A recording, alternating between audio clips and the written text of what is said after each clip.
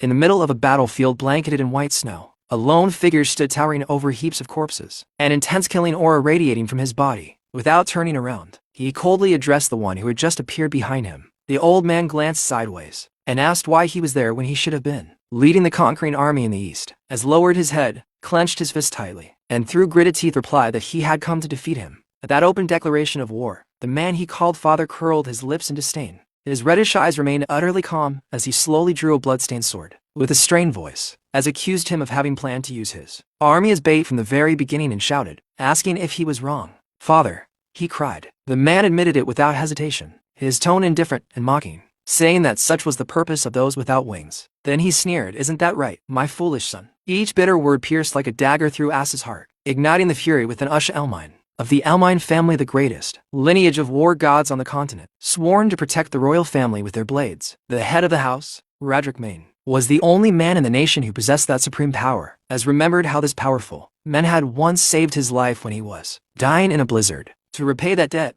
he had agreed to do whatever was asked of him, throwing himself into bloody wars without hesitation. Yet his childhood had been nothing but a chain of humiliation and contempt. His brothers constantly mocked him, reminding him that someone without wings like him had no right to hold his head high. For the seal of wings on one's back was the source of magical power. The more wings one bore, the greater one's strength. And so, as the only one in the ducal house unable to use magic, was branded wingless. Despite everything, he devoted himself tirelessly to mastering the sword, turning his body into his only weapon.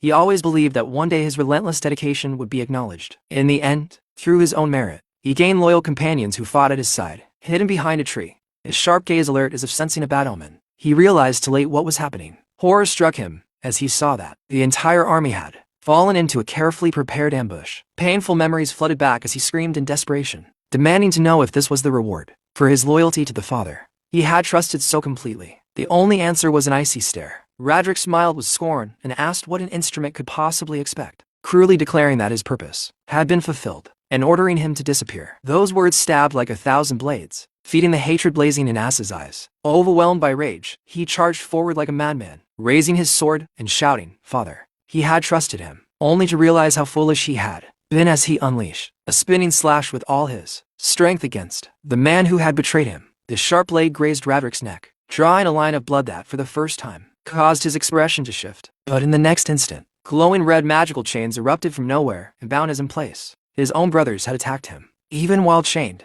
he swung his sword wildly, cutting down his attackers in his fury. He cried out in pain as the magical chains tightened, blood spilling from the corner of his mouth. Yet his will to fight would not fade. One of his brothers smirked mockingly and asked if he still did not understand. A wingless would always remain a wingless. The three of them, father and son, stood there arrogantly, looking down at him collapsed in the snow. Another brother sneered that crawling on the ground was exactly where he belonged, pressing his hand into the freezing snow, as lifted his trembling voice and asked that if they were going to discard him anyway, why had they taken him in at all? Radric bent down and coldly told him to stop deceiving himself. He had never needed him from the beginning. He roughly grabbed As's hair, yanking his head up to force him to meet his contemptuous gaze, then leaned closer to reveal the terrible truth. What he had truly needed was the power of the 7 wings sleeping within As's body. As's eyes widened in shock as he repeated in disbelief, 7 wings. Radric's cruel smile deepened as he added coldly that his mother had been very useful. He boasted shamelessly that she had borne him only as the seed he required for his own benefit. The last thing as remembered was himself screaming desperately, demanding answers from Radric as cold blades pierced through his body. His consciousness slowly faded,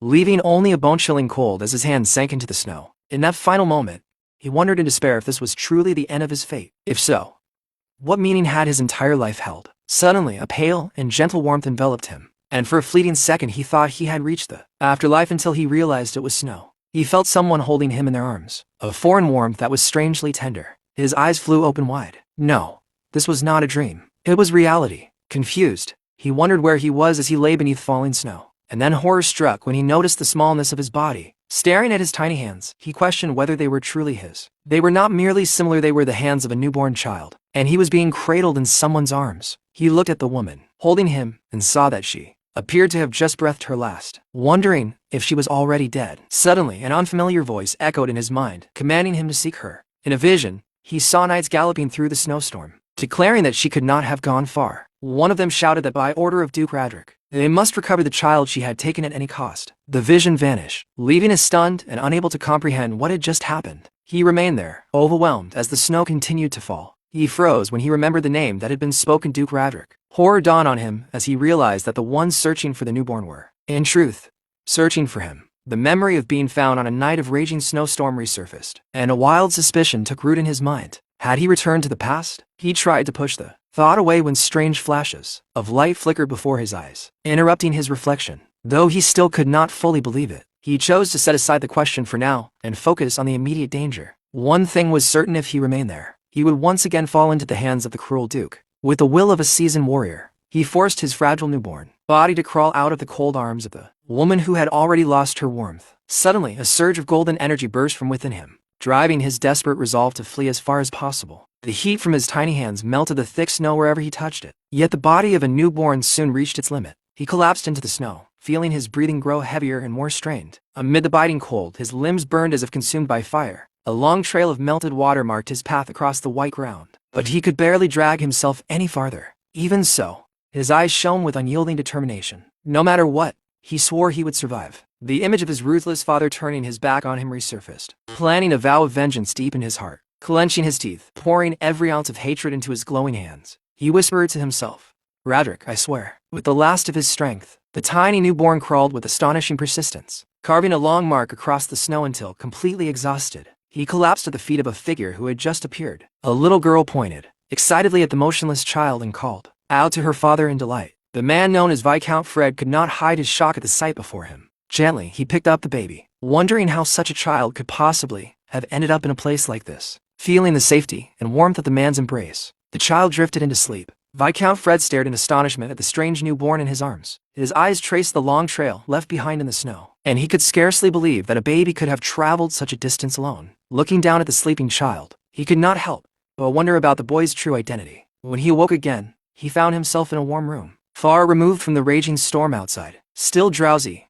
he questioned where he was, and suddenly an illusion appeared before him, a boy with hair as red as fire, reaching out his hand as if trying to take him away. Just as abruptly, a gentle pinch on his cheek pulled him out of the vision. For charming little girls surrounded him. One of them excitedly announced to the eldest that the baby had awakened, while the older sister scolded the others not to ruin the baby's pretty nose. The veteran warrior, now trapped in the helpless body of an infant, could do nothing as he found himself surrounded and handled by four lively girls. Unable to understand what was happening, he struggled helplessly in their midst. Fortunately, the eldest sister, a girl with platinum hair, rescued him from the other's clutches. Even so, he curled up in her lap with suspicion in his eyes. Suddenly, with the will of an adult trapped inside, he tried to stand and free himself from the girl's arms, but his fragile newborn body betrayed him at once, and he fell face first onto the floor, shocking everyone in the room. One of the girls cried out in alarm, unable to comprehend what on earth was going on. Startled and frustrated, as began crawling frantically, not understanding why the girls were chasing after him while shouting for him to stop. The comical pursuit ended only when his tiny body could no longer endure the effort, and he was finally caught. Viscount Fred managed to scoop him up just in time and remarked in astonishment that he truly was a strange child, falling from the sky like that. As his eyes widened, he froze the moment he recognized the man holding him. This was Viscount Fred, the brother of Duke Radric. Shocked, he looked around at his surroundings. Could this place be another residence of the Elmine family? Igra Elmine, lord of the Viscount's house and head of a lesser branch of the Elmine family, had once stood alongside his brother Radric. They were known as the Twin Wings, the two right hands entrusted with protecting the royal family. Yet in the memories as carried from his previous life, Viscount Ifrit had died tragically during a civil war, bringing about the downfall of his entire house. Seeing the Viscount alive and standing before him, as could finally be certain he truly had returned to the past. Even so, he could not help but clutch his head at the bitter irony. In trying to escape the Duke's household, he had fallen straight into the hands of his own brother. Meanwhile, the Viscountess, who now held him gently, speculated that perhaps the child's magic had gone out of control and caused him to fly. Convinced that he was no ordinary baby, she looked at him with tender eyes and a warm smile so different from the cruelty he remembered. She hugged him softly, comforting him and telling him that he must have been very frightened, but that everything would be all right now. For the first time in both of his lives, has felt the warmth of a mother's embrace. It left him stunned and speechless. From a short distance away, Viscount Fred smiled in quiet satisfaction as he watched the scene. He stepped closer and declared that this child harbored extraordinary power, and that the mark on his body was the clearest proof. As the Viscount lifted the baby's sleeve before a mirror, a bright red mark came into view. The Viscountess gasped in horror. "Is this the 7 wings?" she whispered, as himself went rigid, unable to understand why the mark of the 7 wings had appeared on his body. At that very moment, Fragments of dreadful memories from his previous life surged back like crashing waves. He awoke fully to the truth. Radric's words echoed. In his mind, what he had needed was the power of the 7 wings hidden within his body. From the very beginning, he had never intended to raise him as a son. He had taken him in for one purpose only, to steal the 7 wings. And yet he had dared to call him wingless, after stripping him of his, after having his own wings torn away in his previous life. Indignation erupted in As's heart like a blazing fire. Back in the present, noticing the sudden change in his expression, the Viscountess spoke with concern and then turned to her husband to ask what he intended to do with the child. Hearing this, As felt inwardly that the situation was truly dangerous. He could not allow this power to fall into the hands of the Elmine family again. He needed it for himself, needed it to take revenge on that man. Then, without hesitation, Viscount Fred made a decision. He declared that he would adopt the child. As lifted his gaze in shock, stunned by such an unexpected and unbelievable statement, the Viscount slowly extended his hand, and there was not the slightest trace of malice in his eyes. He gently patted the boy's head and said that this child was still a little bird who could not yet fly on his own, and that he would raise him until the day he could spread his wings and soar freely. Something complex flickered in As's glassy eyes and quietly faded. This kind of kindness, it was something he had never experienced before. Suddenly, a loud thud echoed through the room. One of the Viscount's daughters, who had been secretly eavesdropping outside the door, had fallen over. The Viscount turned sharply and sternly, asked if two of his daughters had been listening in, but it turned out not to be two. It was all four sisters, who had been stacked in a clumsy pile after collapsing on top of one another. The eldest daughter stood up awkwardly, scratching her head and explaining that they had simply been too worried about the baby. Amid this warm family atmosphere, a red-haired girl looked curiously at her mother. Pointing at the newborn in her arms, she asked excitedly what his name would be. The Viscountess smiled gently, gazing tenderly at the child, lifting him slightly under the soft glow of the moonlight. She gave him the name Aster, saying that it meant a new star had been born into their family. Time passed swiftly. 10 years later, within a splendid mansion, Viscount Fred, now visibly older, arrived, and was greeted by a soldier's respectful bow. Behind him, a nimble young attendant stepped forward to open the door of a luxurious carriage. It was Aster. The once helpless infant had grown into a handsome and elegant young man as he descended from the vehicle. Turning politely, he extended his hand to help a red-haired girl step down, gently reminding Miss Alphen to be careful. The young lady smiled brightly and thanked Aster, and for a brief moment, her mischievous expression from childhood resurfaced in his memory. Aster watched his sister Alphen's back with quiet affection. In his gaze shone maturity and confidence. Together, they walked toward the venue of an important event. They were heading to the Swordballland annual gathering hosted by the Ducal House of Elmine for noble knight families. On the surface, it was an occasion meant to strengthen ties among the nobility, but in truth it was also a ruthless arena of rivalry between houses. Each family would present the strength of their young swordsmen, who carried the honor of their entire lineage upon their shoulders. The moment Aster and Alphen entered the Grand Hall, every gaze turned toward them. Whispers rippled through the crowd. Murmurs and mocking comments began to rise. Voices laced with subtle disdain as they spoke of the house of the Viscount had come only to humiliate itself, having adopted a brat of unknown origin instead of producing a proper heir. Among the crowd, hostile and malicious glances questioned just how far the Viscount's family intended to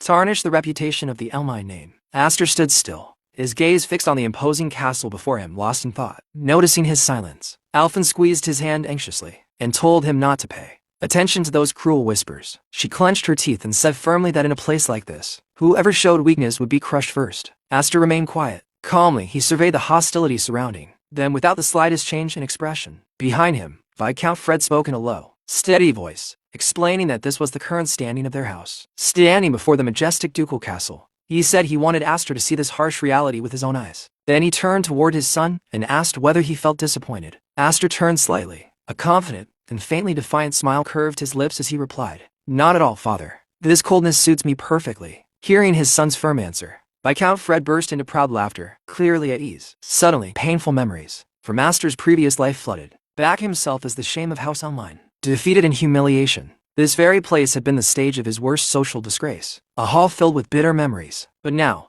having regained the 7 wings, everything was different. A flame of determination burned in his golden eyes, signaling that revenge was about to begin. Standing beside his father and his sister Alphen, Aster lifted his gaze toward the towering ducal castle, a structure heavy with the weight of his past. From above, the two half-brothers of his former life looked down at him with arrogance and contempt, despite their scrutinizing stares. Aster's expression remained perfectly composed. Beneath his fringe lay an extraordinary calm. Now was the time to step forward with dignity and face everything. Confidence gleamed in Aster's eyes as he thought silently to himself, "Let's make a spectacular entrance." Inside the Grand Hall, an intense fencing competition was unfolding at the central stage. capturing the full attention of the gathered nobles. In an era where knights reigned supreme, they were expected to embody both overwhelming power and noble grandeur. Power was demonstrated through masterful swordsmanship, while grandeur stemmed from the fame and standing of one's house. At the center of the hall, two young swordsmen clashed in a fierce duel, their movements brimming with explosive energy. They charged across the arena toward one another, closing the distance in an instant for a decisive collision. What followed was the very embodiment of strength and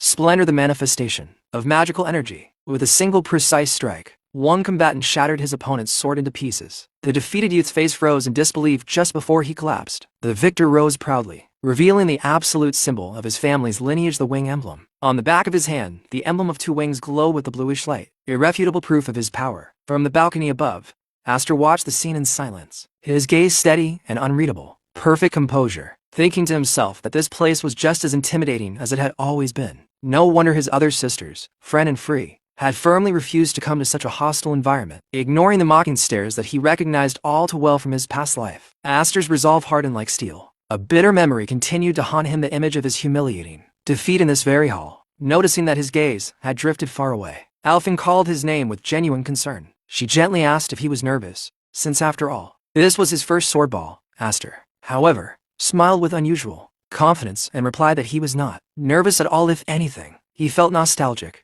His strange answer left Alfin completely confused, unable to understand what he meant. At that moment, Viscount Fred excused himself, saying he needed to attend a conference, and entrusted Aster with taking care of Alfin. Indignant, Alfin protested, reminding her father that she was 1 year older. Aster teased her lightly, saying she was far too clumsy. The Viscount placed a hand on Aster's shoulder and advised him to take advantage of the opportunity to make connections, since there were many young nobles his age present. Then, lowering his voice, he warned him seriously not to let anyone discover the truth about the Seven Wings. As the Viscount walked away, Aster remained deep in thought, weighing his adoptive father's warning. Yet the looks directed at him from every corner of the hall were filled with barely concealed hostility. He thought wryly that in such an openly unfriendly atmosphere, forming connections as his father suggested would be nearly impossible. But instead of shrinking back, a cold determination settled into his golden eyes. When Alfin saw him walking forward with firm steps, she asked anxiously where he was going. Without even turning to look at her, he answered calmly, to make friends. With steady strides, Aster descended the grand staircase and headed straight toward a group of young nobles chatting on a sofa, the red-haired youth leading. The group looked at him with disdain and demanded to know who he was. Aster bowed slightly, wearing a confident smile, and said it was a pleasure to meet him. Brother Darius. He then introduced himself formally as Aster Elmine, declaring that he was his younger brother. Darius stared at him in astonishment. Casually, Aster added that he had seen him from outside and thought he would stop by to greet him. Another young man, Leo, leaned toward Darius and explained that this was the adopted boy the Viscount's house had taken in. Darius burst into manic laughter, now understanding why this brat had the audacity to call himself an Elmine. At that instant, memories of his past death flooded Aster's mind. He recognized them clearly: Darius and Gryo, the two heirs of House Elmine, the very ones who had killed him. In his previous life, they had cast long shadows over his heart, seeming terrifying beyond measure. But now, as he looked at them under the bright lights of the hall, they appeared to be nothing more than a group of children playing at power. Sensing the tension, Alfin quickly grabbed Aster by the arm and called his name in concern. She tried to pull him away, insisting that he had already greeted them, and it was time to return. But Darius's mocking voice stopped her, addressing her with an unwanted familiarity. With a sneer, he asked whether she wasn't hiding behind her father again today, and then arrogantly ordered them to come closer and entertain him, declaring it an order from the main house. Alfin froze, her back stiff as she stood facing away from them. Her body trembled with tension, her eyes burning with fury at the humiliating command. She flatly refused, stating firmly that there was no master-servant relationship between the main house and their branch family. Just as she was about to step forward and act, Aster swiftly caught her wrist, stopping her from making a reckless move. Holding her firmly, he said calmly that he had not finished speaking yet. His composed profile stood in sharp contrast to the charged atmosphere, concealing his true intentions beneath a mask of serenity. Seeing this, Darius's lips twisted into a sadistic grin as he decided to pour more oil onto the fire. He began mocking her openly, reminding everyone that her father, though a knight, had failed to protect the king, and that as punishment, his own younger brother had cut off his arm. Each word struck Alfin like a lash, forcing her to lower her head in pain and humiliation. Darius continued his cruel speech, saying how grateful he was that he did not carry the blood of such a loser in his veins. Unable to endure it any longer, Alfin erupted in fury, demanding that he retract his words. With an angry shout, she declared that she would not allow him to insult her father,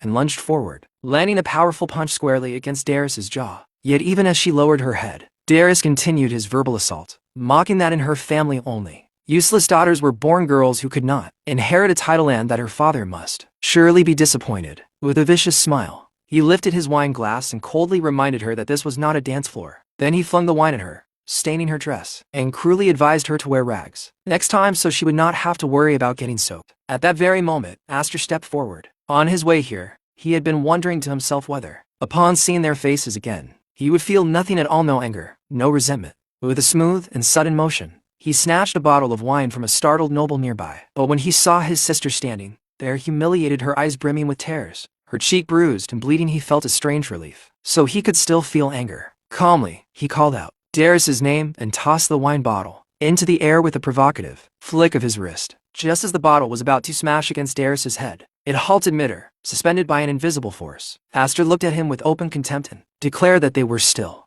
the same pieces of trash as ever. With a subtle movement of his hand, the suspended bottle turned into a weapon ready to strike. In the next instant, it shattered, drenching the utterly stunned Darius in red wine from head to toe. Aster then stood upright with chilling composure over the fallen bodies of the nobles, his sword dripping with blood, while Griot screamed his brother's name in desperation. Wiping a drop of liquid from his lip, Aster remarked casually that it was only grape juice. With a twisted, contemptuous smile, he added that it was the perfect drink for noble babies like them. They did not believe him. A memory from 3 years ago suddenly crashed into his mind, an explosion of golden energy, and his father's voice shouting at him to control it. Amid the chaos, one sister held another unconscious in her arms, crying through tears and asking if he was trying to kill them, begging him to hold on. Alphen, his eldest sister, had pleaded in terror for him to control himself as spirals of dark and golden power coiled around him. He remembered the power of the 7 wings unleashing a force so dangerous that even he barely understood it. The image of his father, desk and freed, appeared in his thoughts, his face lined with worry as he questioned whether Aster could ever master such power. Aster remembered his own struggle, the overwhelming energy tearing through his body, and his father's voice wondering if either of them could endure it. Meanwhile, an attendant burst into the conference hall shouting that something terrible had happened. Viscount Fred, interrupted, demanded sternly what could be so urgent in the middle of such an important meeting. The attendant reported in panic that the children of the main house and the Elmine branch family were engaged in a duel. The Viscount and his brother, Duke Aderic, exchanged a tense glance. Instantly, the Viscount leapt to his feet and rushed from the hall, his cape billowing behind him. When he reached the balcony, he found a distressed Alphen running toward him, crying out, "Father." He urgently asked what had happened. A broad man with a shark-like smile pointed toward the arena below, commenting with excitement that a fight between the great Elmine brothers was underway, something not seen every day. The Viscount and Alphen leaned over to see Aster facing Darius alone. The man added that depending on how this ended, the consequences could be enormous, a thought that visibly unsettled the surrounding nobles. With a sinister grin, the red-eyed man predicted that this dance of swords was about to turn ugly. In the arena, Darius, enraged,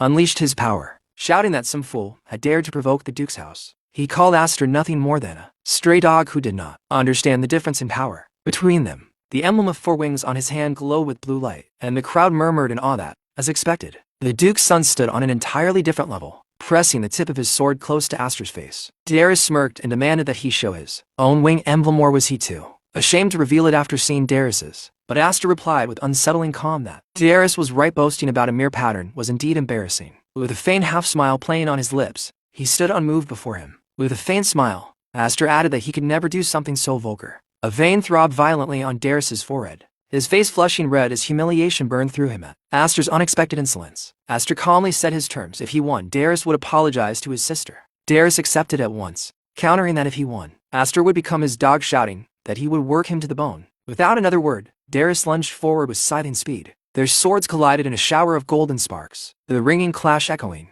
through the arena and marking the beginning of a duel that was clearly more than a mere display. Aster shifted into a firm combat stance, his sword steady in his grip as an aura of dust and swirling wind gathered around him, his golden eyes sharpened with focus, his hand tightening around the hilt in preparation for the coming assault. Darius, wearing a smile of superiority, unleashed his own energy and declared that this was the power of someone who actually possessed an emblem. With a fierce shout, he launched a barrage of swift, crushing slashes that tore through the air, each strike carving a gust of cutting wind in its wake. From the balcony, Alphen screamed Aster's name, her face pale with terror at the ferocity of the attack. The broad man beside her merely smirked and remarked that young Master Darius's swordsmanship was still immature. Even so, Darius's overwhelming magic more than compensated for any technical flaws. A violent surge of power erupted from him, proving the advantage of those who bore winged emblems. In his arrogance, Darius thought that if one wing contained the magic of a candle, then his four wings were a true explosion. Flames burst outward in a relentless rain of blazing strikes. He mocked Aster as he pressed him back, asking what had become of the boldness he had shown earlier. Unshaken by the onslaught, Aster met the storm of attacks with a steel-eyed calm, blocking each strike with precise movements. Darius sneered, taunting him. Did he not want to force an apology after all? Or had it all been empty words? With a furious roar, Darius demanded that Aster show his power and poured every ounce of energy into a final, devastating blow. From the stands, a mustached noble smiled smugly and declared the match decided. But Aster answered by releasing his own aura. His sword shone with a pure, white radiance. The two forces collided in a massive explosion of red and gold energy, a breathtaking spectacle of raw magic and brute strength. Darius's face twisted into disbelief. Unable to comprehend how his ultimate strike had been stopped, Aster offered him a half-smile and said simply that he talked too much. With a smooth, elegant motion, he knocked Darius's blade aside and delivered a spinning kick that sent him flying across the arena. Aster landed lightly, his body now wrapped in tendrils of golden energy, displaying a level of control Darius could never hope to match. For 10 long years in the Viscount's household, he had trained to master his magic, patiently waiting for the day he could take his revenge. That day had finally come. With an upward slash, Aster unleashed a brilliant surge of power that split the air itself. Golden light roaring skyward as the arena trembled beneath the force of his strike. A golden blaze of power erupted from Aster's blade. The force of the impact hurled Darius backward. Completely unable to withstand the charge, he crashed down awkwardly, his knees striking the ground with a sickening crack as he struggled to rise. From a distance, his brother Gria watched in disbelief, stammering that Darius was being pushed back, utterly overwhelmed by the green and gold energy wrapping around him. Darius's face twisted in shock, his mind barely able to grasp what was happening. He shouted in outrage that he had four wings. Aster remained unmoved, his expression cold and calculating, as golden energy danced along the edge of his sword. With one swift, decisive motion, he condensed his power into a single point. The noble spectators gasped in shock. One whispered aloud whether Aster could truly win this, while another pointed out that Darius was being completely dominated. Then a final explosion of golden energy burst from Aster's blade, sealing the duel's outcome. Murmurs of astonishment rippled through the crowd. The Elmine family still possessed someone with such power among them, but Aster's golden aura intensified further. Dark tendrils began to seep from his body as his power surged to a terrifying degree. From the balcony, Deskin Halford frowned deeply, muttering that this was bad. Darius's face contorted in pain, and, fury as the crushing pressure of Aster's power bore down on him, a traumatic memory from his past life struck him without warning. The image of one of his brothers severing his arm with a deranged smile. The mad laughter echoed in his ears, a reminder of the cruelty he had endured. Back in the present, dark and golden energy exploded outward from Aster, his face shadowed by uncontrollable rage. Trapped within the vortex of power, Darius screamed curses as he desperately tried to resist the overwhelming force. From above, Alphen cried out in panic, begging Aster to stop. But it was too late. The power of the seven wings fully unleashed, detonating in a blinding explosion that carved a massive crater into the center of the arena. When the dust finally settled, the broad man stood with his arms crossed, his expression grave. Aster's sword was embedded in the ground mere inches from Darius's terrified face. It had stopped just in time. Seated on the ground, utterly defeated, Darius listened as Aster calmly returned his own cruel words. With an icy gaze, Aster advised him that next time he should wear rags so he would not have to worry about getting wet. Cousin, Aster turned away, sheathing his sword with a quiet confidence. He declared to himself that he was no longer the wingless failure everyone once knew. From the balcony, Alphen watched him with a mixture of relief and awe, her heart still pounding. Aster allowed himself a faint smile, knowing that his sister was safe for now. That was enough to steady his mind. Suddenly, his golden eye flickered with a flash of red. He sensed a new presence. A figure wrapped in dark crimson energy descended from the ceiling and landed heavily in the center of the hall. Aster's gaze sharpened at once, recognizing the ominous figure who had made such a dramatic entrance. At the top of the grand staircase stood an imposing man, the Duke Radric. His presence filled the hall with suffocating tension. One word slipped from Aster's lips, heavy with hatred and resolve. Radric. The spectators were still murmuring in disbelief, unable to comprehend that the Viscount's youngest son had just defeated the third son of the main house. But the situation had turned grave. After such public humiliation, there was no way the main house would remain idle. The towering figure of Duke Rarwelmain, the eighth leader of the main house, descended the stairs slowly. Darius, still on the ground, looked up at him with a mixture of fear and relief, as though his father's arrival meant salvation. Aster did not move. His eyes locked onto the man who embodied all his pain and his thirst for revenge. The Duke's eyes narrowed, his expression unreadable as he surveyed the scene. Aster felt a suffocating aura of power and hostility emanating from him, the same man who had betrayed and killed him in his previous life. Despite the crushing pressure in the hall, Darius began to crawl forward, his body trembling from humiliation. He clutched at his father's leg, pointing at Aster with a face twisted by hatred. He called him a mangy dog who dared challenge the main house, and begged his father to use his power to put him in his place. Instead of help, Roderick's hand slammed down onto the ground directly over his son's. A scream of agony tore from Darius's throat as his bones cracked. Under the immense pressure, his hand crushed beneath his father's palm. The young nobles stared in horror and confusion, unable to understand the Duke's brutality. Griot's face drained of color as he witnessed the cruelty of his own father. Roderick looked down at his defeated son with utter contempt and asked why he was smiling like an idiot after dragging the family's name through the mud. From the balcony, Deskin Halfred shouted, pleading with Roderick to stop, but the Duke ignored him coldly. He declared that someone who could not even avenge himself had no right to wield a sword. Raising his hand as if to deliver the finishing blow, the grand hall fell into tense silence, the air thick with anticipation. On the ground, Darius could only tremble, his face a mixture of humiliation and terror. Yet the fiercest fury burned in Duke Roderick's crimson eyes as they shifted to the one who had just arrived at the center of it all.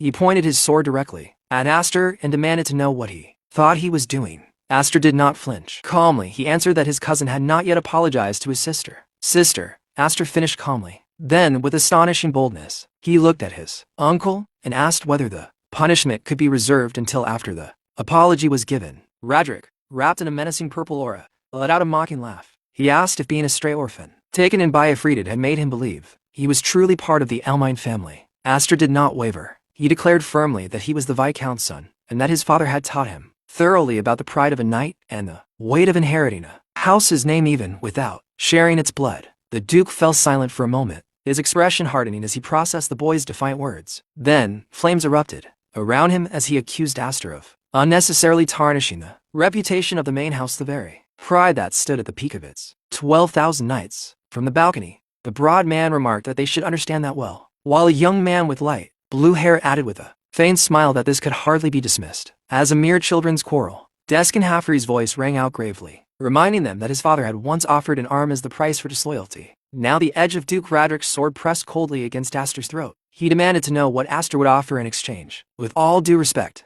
Aster began evenly, explaining that this had not been a sibling scuffle, but a legitimate duel, and that he had simply answered insults against his house with his blade. The Duke's eyes burned with silent fury at the young boy's bold yet logical response. Aster met his gaze without hesitation, repeating the Duke's own harsh words that one who cannot avenge himself has no right to wield a sword, and declared that he had no intention of yielding even a single finger. From above, Alphen trembled as she watched, while the broad man beside her gently patted her head in an attempt to calm her. The blue-haired youth chuckled under his breath in disbelief, remarking that Aster was only 10 years old. This had to be some kind of joke. Roderick remained silent for a long moment, his red eye glowing with dangerous intensity. At last, he drew his own sword and said simply that he understood. In a cold, commanding tone, he ordered Aster to draw his blade. Aster hesitated for a fraction of a second, not expecting the Duke himself to intervene. Before he could fully react, the ground beneath him shattered and an invisible force hurled him into the air. The tip of the Duke's sword slammed into the ground where Aster had stood a heartbeat earlier, unleashing a devastating shockwave. Alphen choked back a scream,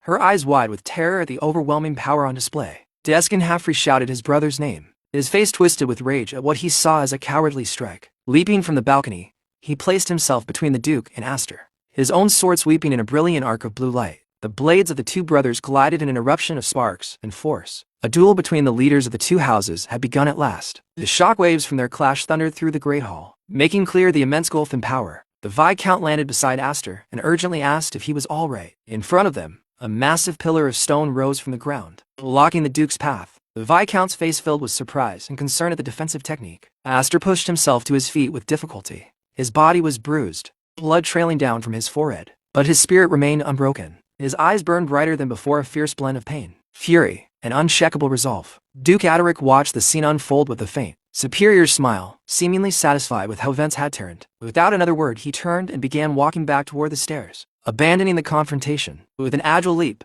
he landed on the balcony beside his defeated son, leaving behind a hall scarred by destruction. The Viscount watched him go, then placed a protective hand on Aster's shoulder. Standing firmly at his side amid the lingering tremors of power, the Viscount stood shaken, holding the injured Aster in his arms and calling his name with a voice thick with worry. Despite the blood and bruises, Aster managed a satisfied smile and assured his father that he had properly upheld his promise and everything else that mattered. Relief and pride blended in the Viscount's expression as he told his son he had been magnificent. Meanwhile, Duke Roderick withdrew with his defeated son, leaving a trail of tension in his wake. The broad man approached the Duke with a faint smile, remarking that his reaction had been rather childish. Roderick paused long, enough to explain coldly to his humiliated son that, if he had allowed the boy to say whatever he pleased, the reputation of the main house would have been completely ruined. What he had done, he claimed, was a reasonable compromise. Away from the confrontation, nobles murmured in amazement. A promising newcomer had boldly challenged the great Duke Roderick himself and survived, emerging as a rising star. The mustached noble admitted that while the thought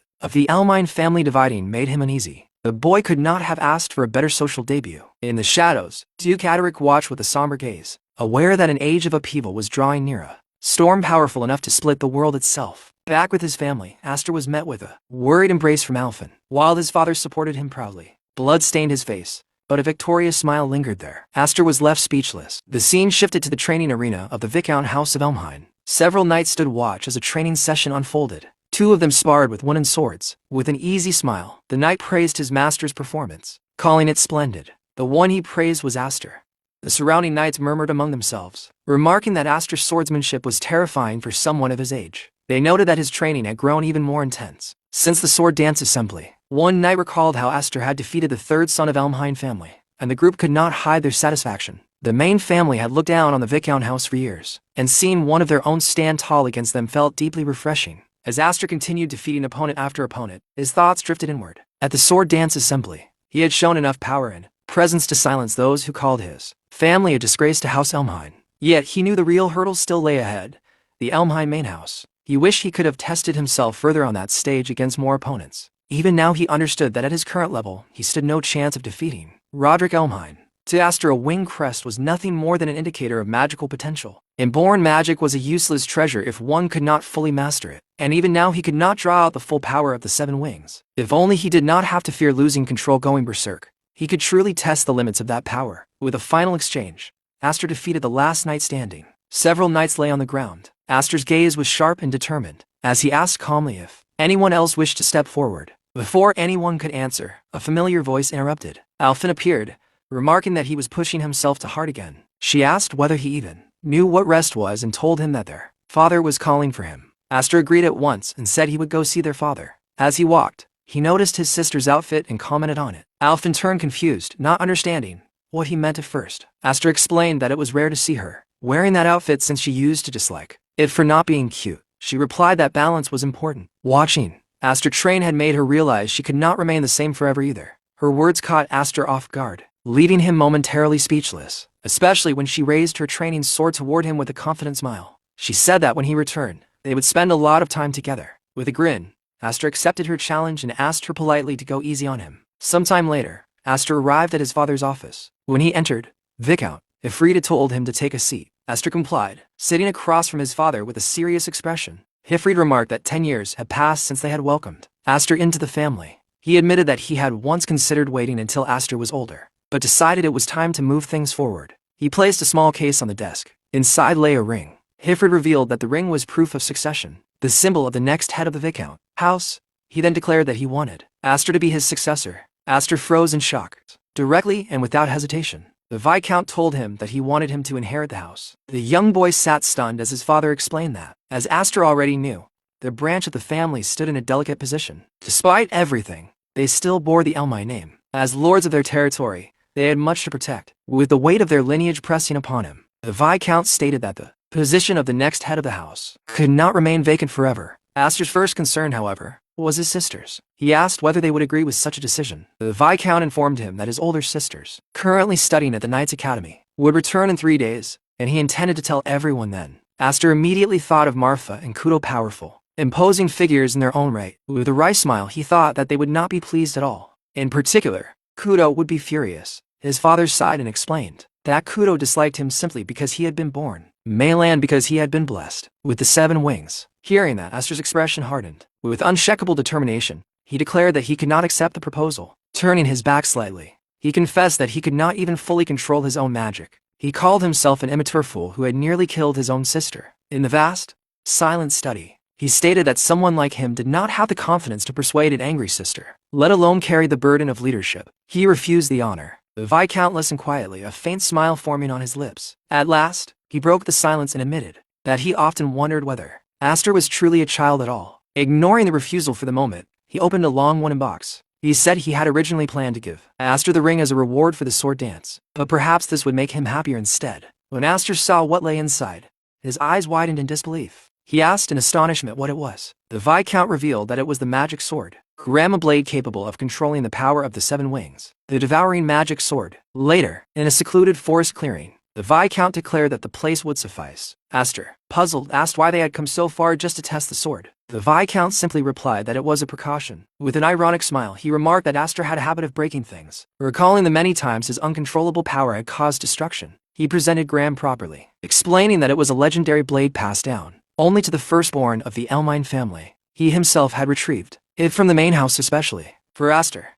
With a sharp motion, he drew it from its sheath. Aster stared in utter confusion. Was that truly a sword? As he could plainly see, it had no blade. The Viscount smiled and explained that when magic was channeled into it, a crimson, ethereal blade would emerge from the hilt. As he demonstrated, a red spectral edge burst forth, leaving Aster speechless. The sword, he said, completed itself with the wielder's magic, a true blade of power. With a single swing, the Viscount unleashed a massive shockwave that carved a wide path through the forest. Trees split apart as a vortex of wind and debris roared outward, showcasing the weapon's overwhelming might. However, he warned that with mediocre magical power, the sword would drain its wielder dry. It was a devouring blade in every sense. Holding the glowing crimson hilt out to him, the Viscount asked if Aster would try. Without hesitation, Aster grasped it, his hands closing over his father's in a symbolic gesture. The moment his fingers touched the hilt, his own magic arc and golden tendrils intertwined surged forward to meet it. Energy exploded around him in a violent, uncontrollable storm. He felt his magic pour into the sword on its own, an overwhelming sensation that stole his breath. Back at the training grounds, a beam of red light shot skyward, piercing the heavens and leaving everyone staring in shock. One knight gasped and wondered if a comet had fallen, but his companion shouted that it was the opposite. Something had flown up into the sky. Watching from afar,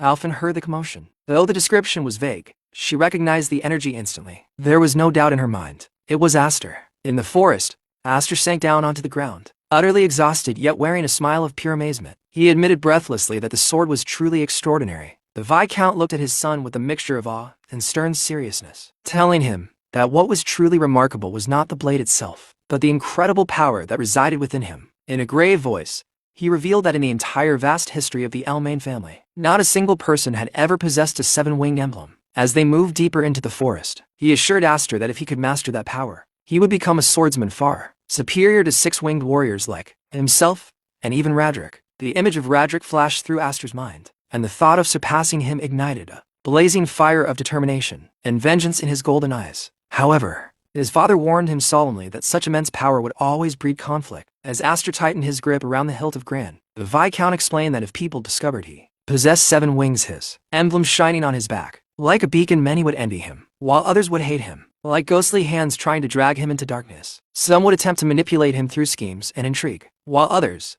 seeing him as a threat, would not hesitate to eliminate him. Reaching out his hand in a gesture of support, the Viscount urged him to master his power, so that when the decisive moment arrived, he would not be left regretting his own helplessness. With firm conviction, he encouraged his adoptive son to grow stronger. Aster took his father's hand, his heart overflowing with gratitude, and silently vowed that he would never again live a miserable life like he had in the past. Looking straight into his father's eyes, he thanked him sincerely and swore that he would master the 7 wings no matter the cost. 3 days later, the Viscount and his wife waited in the grand hall, ready to welcome home their 2 daughters who were returning. 2 young women descended the staircase, one with short red hair and a fierce expression, the other with long white hair and a gentle smile. The red-haired girl proudly announced that Kadriaka had returned. After clearing her throat to regain her composure, she spread her arms wide with a radiant grin, inviting her beloved little sisters to come and embrace her. Instead, the 2 younger girls ran straight to the white-haired sister, Marfa, joyfully welcoming her home. Left standing alone in the middle of the hall, Kudo blinked in confusion,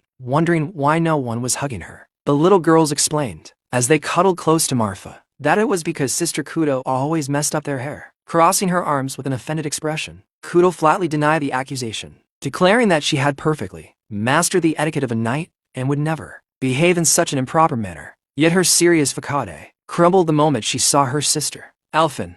With a joyful shout, she lunged forward and wrapped her in a crushing embrace, nearly suffocating her, asking loudly whether she had been a good girl in her absence. Alphen struggled desperately to free herself from the overwhelming hug. She demanded to know why she was approaching her so roughly, while Kudo continued her overly enthusiastic greeting. Marfa, the white-haired sister, noticed someone was missing and asked where Aster was. The Viscount replied with a mysterious smile, saying simply, "Oh, that boy."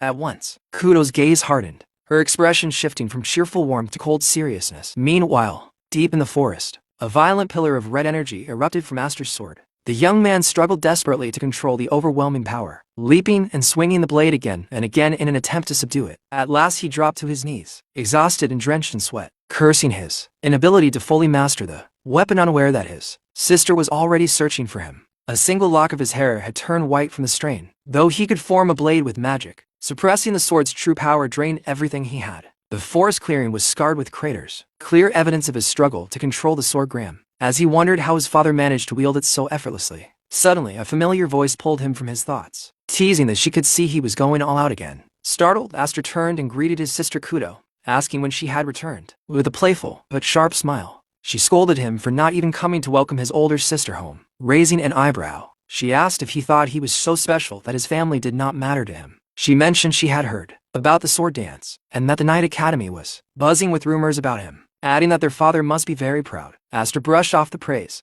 insisting that she was the truly impressive one. Even as an apprentice, she had distinguished herself in numerous missions. He continued praising her, saying he had heard she was the only knight to receive the Medal of Honor that year. Kudo responded indifferently that if she could not accomplish at least that much, she would never be able to inherit their father's position. Then she fixed him with a steady gaze and asked directly whether he had rejected the offer to become heir out of consideration for her. Aster sighed, muttering how troublesome it was that their father had told her, and explained that he simply did not feel qualified yet. Kudo lowered her eyes thoughtfully for a moment. Then she turned and began walking away, complaining bitterly that both their father and Aster were cruel, knowing full well that it was her dream, yet still offering the inheritance to him. Her figure gradually disappeared among the trees, leaving Aster bewildered by her sudden change in mood. Without warning, she spun around and unleashed a powerful slash of blue energy straight at him. The attack sliced a tree clean in half as if it were butter, forcing Aster to narrowly dodge. The severe trunk crashed to the ground beside him, making him leap back to avoid being crushed. Landing lightly, he demanded to know what she was doing all of a sudden. Standing within a blazing aura of power, Kudo declared with a challenging smile that after all this time, his older sister would finally test him. With a fierce grin and her sword resting on her shoulder, she warned him that now she would come at him for real. Panic flickered across Aster's face as he tried to stop her, pleading for her to wait and explaining that his sword was still incomplete. She answered coldly, asking whether he could offer that same excuse to an enemy on the battlefield. The word enemy echoed in Aster's mind, forcing him to grasp the seriousness of the situation. Taking up a combat stance, Kudo reminded him that a knight's creed was to always be ready for battle and warned that if he held back too much, she would crush him. Her first strike was so powerful that he barely managed to evade it. Realizing this was no joke, as he leapt backward to escape her relentless assaults, he understood that he was already struggling just to keep his own magic under control. But when he saw the genuine killing intent in his sister's eyes, he knew he had no choice. Out of sheer desperation, he unleashed the crimson power of Gran, as the red energy of his blade collided violently with the blue aura surrounding her. A terrifying thought crossed his mind. She truly intended to kill him. Their battle raged deeper into the forest, far from watchful eyes. From a distance, it looked as though lightning itself had descended among the trees. Burst of light flashing. Kudo clicked her tongue mid-swing, her blade cutting clean arcs through the air, her expression sharp and merciless. She told Aster that he was still as skilled with the sword as ever, admitting she had never expected him to keep pace with her after all the growth she had achieved at the Knight Academy. Aster blocked her relentless strikes one after another. She twisted her stance with practiced precision and unleashed a crushing blow that hurled him backward. Coldly, she declared that his control over mana was pathetic. Aster slid across the ground, boots digging deep grooves into the soil. Yet he forced himself to remain standing. Looking up at her, he remarked that she was just as merciless as he remembered. His thoughts drifted unwillingly to the past. Kudo had always been like this, fierce, confrontational, unyielding. As the only man in the family with the formal right to inherit, and as the bearer of a seven-winged crest superior to anyone else in the household, he had always stood as a silent thorn in her existence. To her, everything about him was unfair. She had grown into a storm that challenged every perceived injustice, and if he were honest, she was his natural enemy. Suddenly she leapt high into the air, and the moment Aster saw her silhouette rise against the canopy, he knew what was coming. Her sword descended like judgment itself. The impact split the forest floor, a violent shockwave exploding outward. Standing over him, she declared he was unworthy of becoming the next head of the family. Elsewhere, in their father's chamber, Alphen stood by the window, anxiety clear in her voice as she asked if it was truly wise to let those to fight alone. She feared that recklessness between siblings could end in death. Their father answered calmly that Aster and Kudo were rivals, reckless perhaps, but not foolish enough to cross that final line. Though still uneasy, Alfin pressed further, asking why they had truly been summoned back from the Night Academy. She sensed it was not merely about succession. Their father opened a drawer and withdrew a sealed envelope bearing the insignia of the Elmheim main family. The sight stole her breath. He explained it was a summons. The elders who controlled the family's core wished to see their grandchild in person. When she quietly asked if it was truly that serious, he replied without hesitation that, at worst, they could lose Aster. Back in the forest, the battle showed no sign of slowing. Their blades collided in rapid succession, shockwaves pulsing through the trees like a heartbeat of destruction. Amid the exchange, Aster told Kudo to stop speaking nonsense. He reminded her he had already refused the position of successor. She knew that better than anyone. Irritation twisted her features as she raised her sword high, declaring that his refusal was precisely what she found unacceptable. Her blade crashed down with overwhelming force. Aster barely caught it in time, and the weight of the strike stunned him. It felt less like facing a swordsman and more like bracing against a troll, swinging a massive warhammer. She pressed harder, pouring even more strength into the blow. At the final second, Aster twisted his wrist and flipped his blade, redirecting her strike into the ground. He demanded sharply whether she would finally listen. She only smiled faintly and asked if he was already trying to run. In the next heartbeat, she released her full brute strength. Aster was sent flying sideways, smashing into a tree so violently that bark exploded behind him. He coughed blood, disbelief flashing in his eyes. Kudo looked down at him and declared that if all he could do was swing a sword, he was third-rate. Even those who relied solely on mana were merely second-rate. Only those who mastered both sword and mana together deserved to be called first-rate. She told him she was deeply disappointed. The difference in wing crest, she explained, directly reflected mana capacity. Even a single wing meant nearly triple the power. Though she bore 5 wings, and was technically inferior by default stages to his 7, he still avoided direct clashes of raw strength, choosing instead to hide behind refined technique. With a faint smile, she asked whether he truly lacked faith in himself, or whether he feared losing control again, like he had 3 years ago. Her words cut deeper than steel. Aster froze. The memory surfaced unbidden. Had he been afraid all along? Had he unconsciously sealed away his own power because of that incident? For the first time, he truly questioned himself. His gaze fell to his sword as he muttered whether that same suppression was why Sordran always felt unstable in his grasp. Kudo's expression hardened further. She told him he possessed everything she had ever wanted. If he intended to let those blessings rot through ignorance and arrogance, then he should hand them over to someone who understood their worth. She lunged, killing intent no longer restrained. This time, Aster did not retreat. He met her all-out strike head-on, their blades colliding with a thunderous roar that echoed across the forest. To her shock, she was forced back, her footing faltering as disbelief filled her eyes. She could hardly comprehend that he had deflected her full-powered attack. Aster offered a faint smile and thanked her. Because of her, he said, he had finally awakened. Then he surged forward at full speed. Kudo narrowed her eyes, confused by his reckless charge. Why would he attack before even stabilizing his blade? Was he out of mana? The thought seemed impossible. As he advanced, mana flooded into his sword in overwhelming torrents. The 7 wings upon his back concealed a vast, nearly inexhaustible reserve. He knew he could not yet control it with precision. So instead of forcing control, he abandoned restraint altogether. For a fleeting instant, he released his reliance on technique and poured every ounce of his mana into the pure motion of his strike. The blow descended with unstoppable force. Kudo raised her sword and blocked it cleanly, stabilizing herself at once, yet even as she held firm, she could feel the difference. Something within Aster had truly changed. Kudo steadied herself after blocking his strike and let out a small, amused smile. She asked whether he had truly thought this through, or if this was just another one of his half-baked impulses. Aster met her eyes without wavering.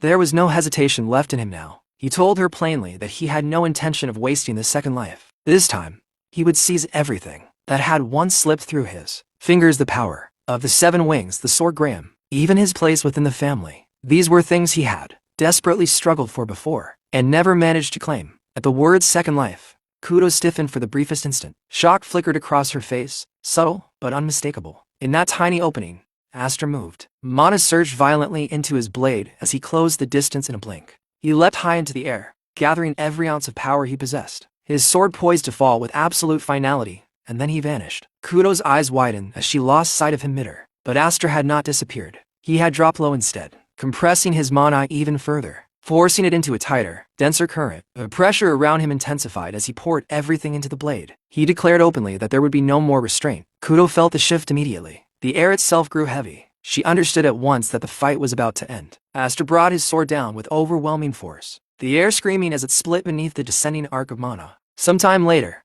Kudo slowly opened her eyes not to the forest, but to the familiar ceiling of her own room. For a moment, she did not understand how she had gotten there. Sunlight filtered through parted curtains where her older sister, Manhwa, stood quietly by the window. Manhwa turned and calmly remarked that Kudo had taken quite a long time to wake up. Kudo pushed herself upright at once, her voice sharp as she demanded to know what had happened to the duel. What was the outcome? Manhwa smiled gently and explained that Aster had carried her back himself. He had told everyone that Kudo had fallen asleep in the middle of the fight. According to him, the exhaustion from her journey back from the Night Academy had finally caught up with her, and she had simply lost consciousness. Kudo lowered her gaze to her sword in silence. That was not true. She remembered the final instant clearly. Aster's blade had stopped mere inches from her. She had felt the crushing pressure of his mana, enough to split her in two. And yet, just before the strike connected, he had dispersed the mana blade. Only the lingering shockwave had brushed against her body, enough to send her into unconsciousness. In that moment, she understood something simple and undeniable. No matter what he said,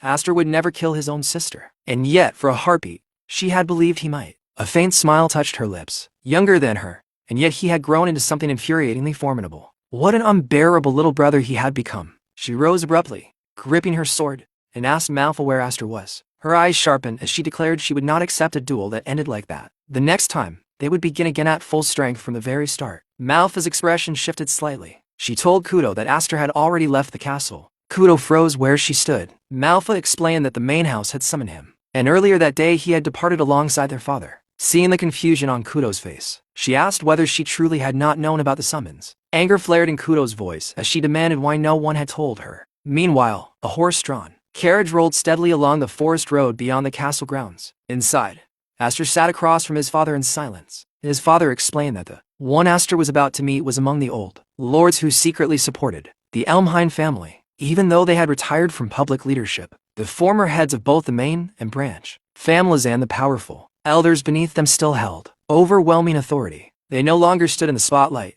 but they ruled quietly from the shadows. He added that those elders had never once shown the slightest interest in Aster. After his adoption, for them to summon him now was not a trivial matter. Aster listened calmly and replied that it was most likely connected to the sword dance assembly. He mentioned that he had heard the elders of Elmheim valued the family's honor above all else, above gold, above life itself. Anyone who stained that honor, he said, would be thrown into a beast cage's feed. His father stared at him in disbelief and demanded to know where he had heard such an outrageous story. Slightly flustered, Aster answered that he had heard it somewhere long ago. Then, more steadily, he said he was prepared for whatever awaited him, punishment or exile alike. After a brief silence, his father asked whether it truly did not trouble him to leave without saying goodbye to Kudo. Aster smiled faintly and said it was fine. Their departures had been scheduled around the same time anyway. It was better, he believed, if he was not around. Since Kudo disliked him, she would likely feel more at ease in his absence. He added that thanks to her, he had finally begun to understand how to properly wield the sword Graham. He could now draw out the power of the 7 wings more freely than before. With steady eyes, he told his father that whatever happened next, he should not come to rescue him. He was ready to survive on his own. His father opened his mouth, clearly about to scold him for such reckless words. But before he could speak, a voice rang out from outside the carriage, questioning why Aster was acting so dramatic when he was the youngest among them. Aster's eyes widened in shock. Clinging to the side of the moving carriage was Kudo herself. Her expression was sharp, stubborn, and unmistakably alive with challenge as she glared at him. Without hesitation, she climbed into the moving carriage, as if the journey ahead had always included her. Kudo climbed fully into the carriage without the slightest hesitation and immediately turned on Aster, her eyes blazing. She demanded to know why he had slipped away without saying a single word to his older sister. Her tone carried both anger and disbelief. She added that she had heard about the summons from the elders of the main house and honor, or perhaps a threat that neither she nor Manhwa had ever once received. Hifried's voice cut in firmly, reminding her that she could not accompany them to the main house. The matter was too sensitive, too dangerous to involve her. But Kudo calmly took a seat beside Aster, her posture steady. She replied that she already understood the situation. She knew their father had called her and Manhwa back from the Night Academy to guard the estate during his absence. She was not foolish enough to miss that implication. Still, her expression hardened as she added that a summons from the main house meant the situation was serious enough to demand extreme caution.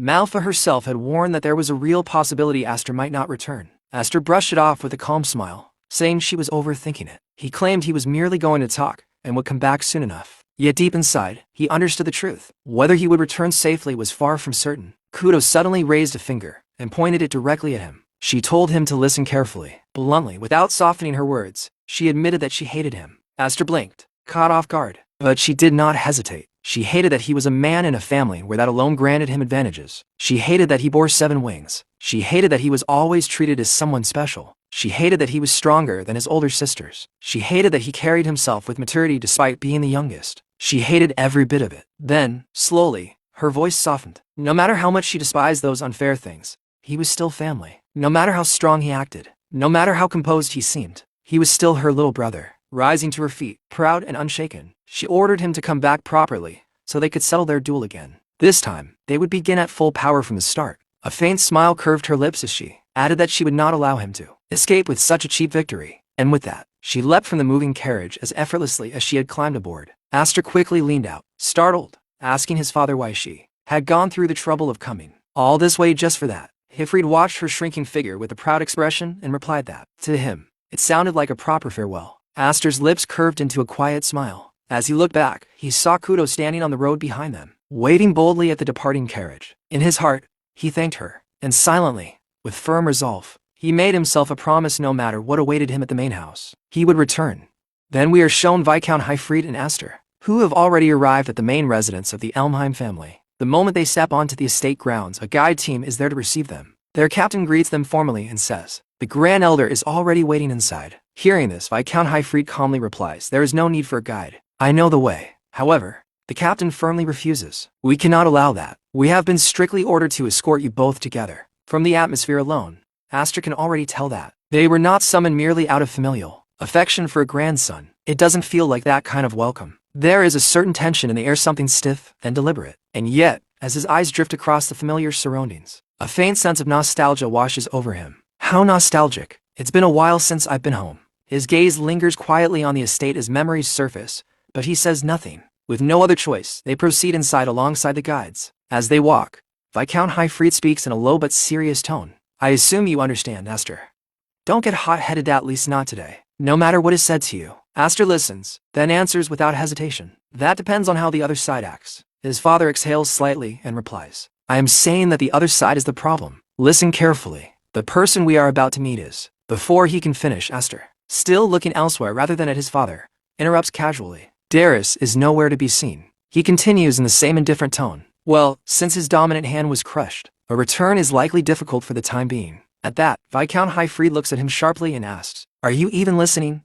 Aster, pulled back from his thoughts, Aster answers simply yes. Aster then adds calmly, "For today, I will be as silent as a clam, since Sister told me to come back safely." By now, they have reached a massive door. It slowly begins to open, the heavy sound echoing through the corridor. As they step inside, the captain of the guards announces in a loud, formal voice, "Lord Hifrid and his son have arrived." Seated at the far end of the grand hall, an elderly figure speaks with a measured tone. "You've finally come. Has it been over 10 years?" Father and son move forward together. Another voice follows, slightly amused.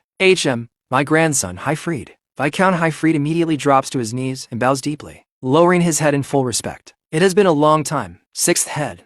No, Great Grand Elder." Aster, meanwhile, keeps his composure. As he feels the weight of the man's gaze upon him, a thought crosses his mind. That is the monster lurking in the shadows of Elmheim. The main house's 6th head, Zenith Elmheim. Around him sit the true heavyweights who stand beneath the Elmheim, named figures of immense authority and influence. Among them are a few faces Aster recognizes from the Sword Dance Festival. His eyes scan the hall briefly before he asks, almost casually, "Is Roderick not here?" There is a flicker of surprise in his expression, but before anyone else can respond, the 6th head speaks sharply. "That man is not here, brat. He is the head of the knights who directly serve the royalty." After all, the atmosphere in the room remains heavy, charged with authority and unspoken tension. At that moment, an overwhelming and terrifying aura begins to pour from the elder's body, thick and suffocating, pressing down on the entire hall like an invisible weight. His presence alone feels enough to dominate the room as he continues coldly. He has no time to busy himself with vulgar matters. "So, we old soldiers are being considerate and handling the administrative duties, Aster."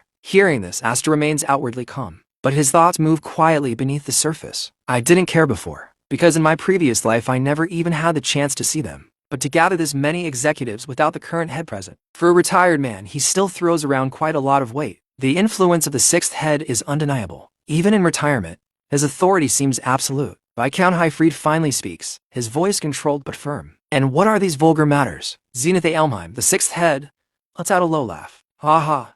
You have already guessed, haven't you?" His sharp eyes shift slightly toward Aster as he continues. I heard your pet dog made quite a mess at the sword dance festival. The insult hangs heavily in the air, deliberate and cutting. As the tension in the hall grows even thicker, Aster lowers his gaze for a brief moment, then looks forward again, his golden eyes steady and unshaken. As I thought, it's about that, he says to himself, already having anticipated this direction. Viscount Highfried responds calmly after hearing the accusation. If this is about that matter, the current head, Roderick settled it himself and closed the case. But the elder immediately dismisses that argument. That was merely a performance for the public, Zenitha Elmheim says coldly. It does not change the fact that the Elmheim reputation has been tarnished. Adopting a child of unknown origin was a mistake in itself. We would have overlooked it had he remained harmless, but his voice hardens, and the atmosphere grows heavier with every word. It is a different story if he bears his fangs at the main house. There is no choice but to banish him. At that instant, an overwhelming killing intent floods the hall, far more intense than before. The pressure is suffocating,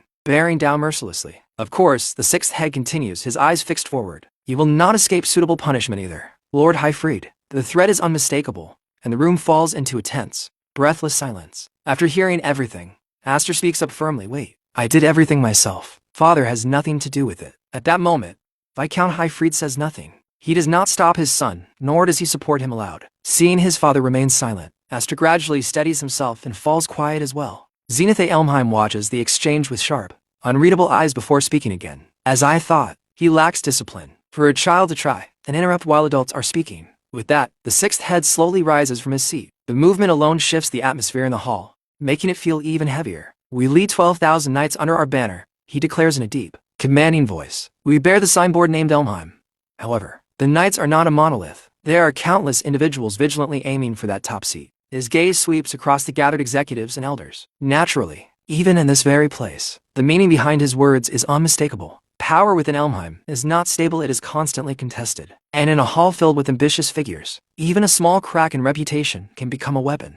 Zenitha Elmheim steps forward once more and speaks in a measured, chilling tone. We only want peace of mind. Proof that you are not someone who will bring harm to Elmheim. With that, he gestures and a sword is presented toward Viscount Highfried. The blade itself radiates an overwhelming and violent aura, its energy spilling into the hall like a storm barely contained. Do you remember? The sixth head continues coldly. Even when you failed to protect your liege and dragged Elmheim's name through the mud, we had Roderick cut off that arm right here. As he releases an even heavier wave of killing intent, the pressure becomes almost suffocating. This time, he declares mercilessly, cut off that brat's head, and we will consider this matter closed. The words strike like a blade. Viscount Highfried does not hesitate. I refuse, he says firmly. If I must cut down my own child, I would gladly take my own life instead. His voice carries no fear, only absolute resolve. Hearing this, Aster could only whisper, Father, but no other words follow. He finds himself unable to speak further. The sixth head remains standing, his oppressive pressure still flooding the room, crushing and relentless. His expression does not soften. In that case, he says calmly,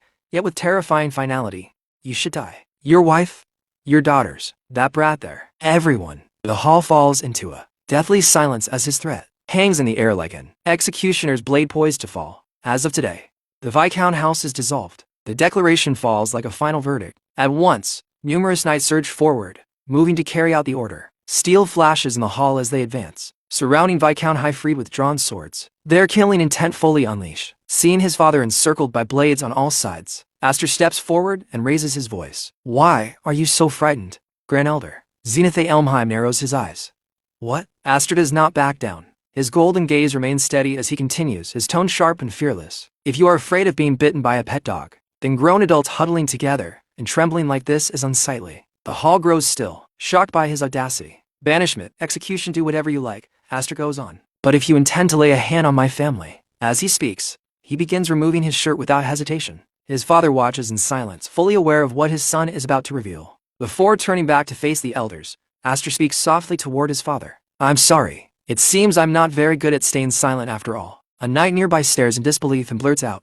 What is that? That wing emblem on his back. Aster stands tall, revealing the mark clearly. At that time, he declares, his voice echoing through the chamber. These 7 wings will become Elmheim's enemy. Think it over carefully. The threat is no longer hidden. It is direct, absolute, and impossible to ignore. Seeing this, one person says, impossible. Could that be? The 7 wings emblem? Another elder says, that's fake. For hundreds of years, that thing appearing on a human body has. The fat elder says, however, that crest is unmistakably. Seeing all of this unfold, Zenitha Elmheim steps forward, his voice sharp and heavy with meaning. Do you understand the meaning of what you are showing us right now? Do you truly understand? His words hang in the air, tense and pressing. Hearing this, Astor responds almost casually, though there's a strange confidence behind his tone. Isn't it obvious? The more wings there are, the more shocked people become. At that moment, the scene shifts to a blue-haired figure watching everything closely. Instead of panic, a quiet laugh escapes him. No, excuse me. Please, continue.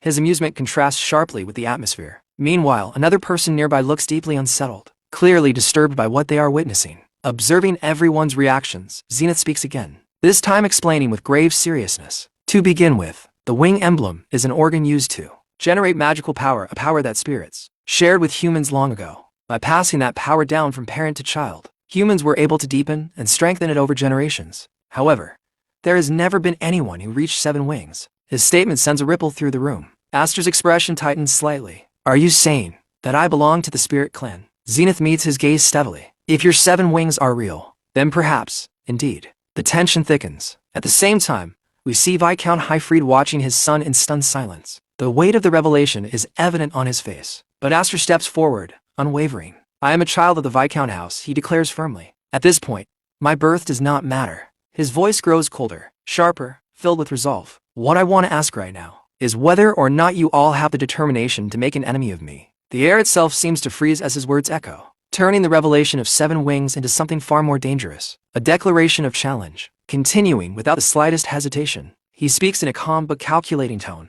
Suppose I were to be driven out of Elmheim. There would most likely be many among the martial nobility who would gladly welcome the 7 wings. And if that were to happen, then for those of you who already live in fear of rebellion, it would become a far greater threat. His words are not loud, yet they strike with precision. Rather than casting me aside, you should want to keep me close at hand. A symbol that surpasses even Duke Roderick himself. The signboard known as the 7 wings. At that moment, there's not even the faintest trace of fear in his eyes. No doubt, no hesitation, only clarity. Hearing this, every member seated in that chamber grows visibly uneasy. The weight of his reasoning settles over them like a storm cloud. What he is suggesting is not merely personal survival, it is political leverage. A shift in power, a dangerous possibility that none of them can easily ignore. Meanwhile, inside his own mind, Astor thinks quietly to himself. Just as that old man said earlier, Elmheim is not a single united force. Cracks already exist beneath the surface. In fact, a rebellion will happen. A massive civil war that will swallow the entire country. He has seen that future once before. For the sake of his own survival and for the survival of the Viscount house, he knows he cannot remain passive. At the very least, right here and right now, I must determine who stands as an enemy and who can be an ally, even if it means taking risks. The resolve within him hardens. This is no longer just about 7 wings, nor about noble pride. It is about preparing for the inevitable storm that only he knows is coming. Hearing all of this, Zenith Elmheim responds with undisguised anger, his authority pressing down on the entire chamber. You think you possess that much worth? He demands sharply. There isn't even any proof that those 7 wings are real. His words are meant to crush the momentum. Astor is built, doubt, authority, intimidation. But instead of retreating, Astor smiles. If you believe they aren't real, he replies calmly, almost provokingly, then kill me quickly. The room falls silent. At that moment, he continues, it will become a war between me and all of you. Inside, however, his thoughts move carefully behind that fearless expression. Killing someone like me right now would be easy. But if Elmheim truly becomes serious about this, what will they choose to do? Will they take the bait? He is gambling, not recklessly, but deliberately. He knows they cannot act carelessly. Not when uncertainty surrounds the 7 wings. As tension tightens like a drawn bowstring, the blue-haired man suddenly rises to his feet, clapping his hands lightly as if amused by the entire exchange. The conversation seems to be going in circles. Grand Elder. Then, turning slightly toward the others, he proposes smoothly for now. How about we impose a trial on him? At this, the heavy-set elder stiffens in protest. Count Maze. What are you? But Count Maze interrupts without losing his relaxed composure. Because you want to see it, don't you? He says with a faint smile. The power of the 7 wings. His gaze sharpens slightly. It won't be too late to decide his fate after that. The air shifts once more. What began as an argument has now turned into something far more dangerous, a test that could either prove Astor's claim or seal his destruction. How about it? The blue-haired noble presses smoothly. This is the mansion of the world-renowned martial clan. Surely you can prepare one, or to suitable trials. Hearing that name, Astor's thoughts sharpen. Did he say Count Maze? There's no mistake. This man is an ally. The realization settles firmly in his mind. The timing of the suggestion, the direction of the conversation. It was a lifeline disguised as curiosity. After a long pause, Zenith Elmheim finally speaks. Very well. Follow me. His tone is cold, but controlled. Teaching a lesson to a grandson who does not know how to speak properly is also an old man's duty. With that, he turns and leads them away.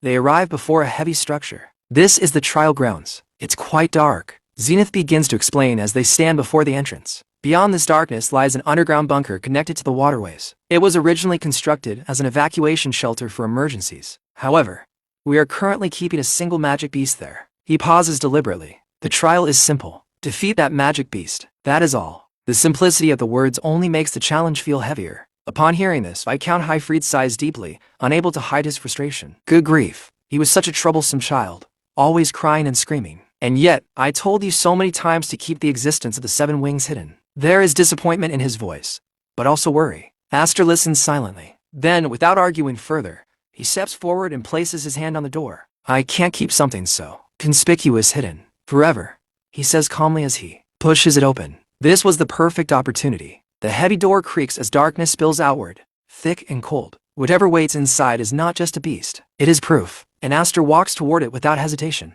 Hearing his son's determination, Viscount Highfried calls out to him one last time, his voice carrying both authority and concern. Don't let your guard down, okay? Aster answers without hesitation. I'm off. With that, he turns and briefly looks toward the blue-haired noble. Count Maze is smiling quietly, as if observing everything with calm interest. That faint smile lingers in Aster's mind as he begins his descent. As he steps into the underground bunker, darkness surrounds him. The air is damp and heavy, the silence thick. It is undeniably dark, yet not so dark that he cannot see. And then he notices it, a severed head lying on the ground. Even in the dim light, the sight is unmistakable. At that moment, a voice echoes down from above, cold and detached. I even gave that one a chance to clear his name, though he just cried and screamed until the very end. It was unbearable to watch. They are speaking about Duke Roderick's son, the very head lying before him. The voice continues, carrying a faint warning. Don't disappoint me now. The meaning is clear. This is not merely a test. It is judgment. Suddenly, the ground seems to tremble. A massive presence emerges from the darkness. In front of Aster, a gigantic and terrifyingly powerful beast stands there. Its roar shaking the entire underground chamber. The sound is so fierce that it feels as though the walls themselves might crack under the pressure. Aster tightens his grip on his sword. The blade gleams faintly in the darkness. Above, the declaration comes once more, firm and merciless. Now then, let the trial begin. After that, we see Aster, who is thinking to himself, so the rumor was true. That Elmheim keeps a magic beast inside their mansion. Just this once. I actually feel bad for you, Darius, being born into this house full of monsters. At the same time, we are also shown his hand lying low to the ground. In that very moment, the magic beast unleashes an incredibly powerful roar that shakes the surroundings. Hearing it, Aster calmly prepares himself and says, but still. The instant those words leave his mouth, Aster suddenly bursts forward with astonishing speed. In a single flash, he dashes past the magic beast, moving so fast that it's almost impossible to follow with the eyes. The moment he crosses it, the magic beast body is instantly sliced apart, breaking into multiple pieces. Watching this unbelievable sight from above, everyone present is left completely stunned. After landing, Aster quietly hides his true thoughts and casually says, to me, Sister Kudo is way scarier than this. However, just then something shocking happens behind him. The broken pieces of the magic beast body suddenly begin to move, slowly pulling themselves back together. Piece by piece, the creature starts regenerating right before his eyes. The moment Aster notices this, his expression immediately fills with disbelief. Completely shocked, he mutters, what is this? No way. This thing isn't undead. And sure enough, the monster that had just been cut into pieces is now standing right in front of him again, as if nothing had happened. Without wasting a second, the creature unleashes another terrifying roar. Meanwhile, from above, a panicked voice suddenly echoes through the area. Viscount Highfried shouts in shock. An undead? Why is something like that under the mansion? After witnessing that terrifying power, the scene shifts to the other side where Zenith Elmheim stands watching everything unfold. A dark and sinister smile slowly spreads across his face as he calmly says, those things are drawn to the smell of death. It just showed up down there thinking it would find plenty of fresh corpses to eat. No matter how many times we cut it or burned it, the creature simply wouldn't die. In the end, we captured it and decided to keep it as the perfect opponent for testing someone's strength. He continues speaking in the same cold tone. Thanks to that, we don't have trouble getting rid of bodies anymore. Hearing those words, the fat elder standing nearby looks shocked and immediately responds. Even skilled knights can barely manage to capture an undead, and you're telling him to kill it. Are you really planning to let the 7 Wings boy die for nothing? After hearing this concern, Zenith Elmheim simply smiles even more coldly and replies, without the slightest hesitation, if that happens, it will only prove that he was nothing more than a braggart. A wing crest without power isn't even worthy of being called a decoration. From above, everyone is still silently watching the situation unfolding below. Zenith then continues speaking with complete indifference. Don't fret. Even if he dies, there are still ways we can make use of it. In fact, for us, that might be even more convenient. The moment those chilling words leave his mouth, everyone around him falls completely silent. For a brief moment, no one says anything at all, as the cold and ruthless meaning behind his words sinks heavily into the air. Amid all of this, the blue-haired boy watches the scene unfold while silently thinking to himself, after all that big talk he just gave, don't you dare die easily on me, Aster. After that, our attention returns to the fierce battle between Aster and the magical beast. From their clash, waves of incredibly powerful energy are being released, spreading through the entire area as the fight continues. In the middle of the battle, Aster keeps analyzing the situation in his mind. As he continues attacking the creature again and again, he thinks, no matter how many times I cut it, there's no real impact at all. And compared to a normal undead, this regeneration is insane. He continues thinking while carefully observing the monster's movements. Undead are already dead to begin with. Despite all these problems, Aster still stands his ground firmly in front of the beast, refusing to back down as he continues fighting it head-on. While facing the creature,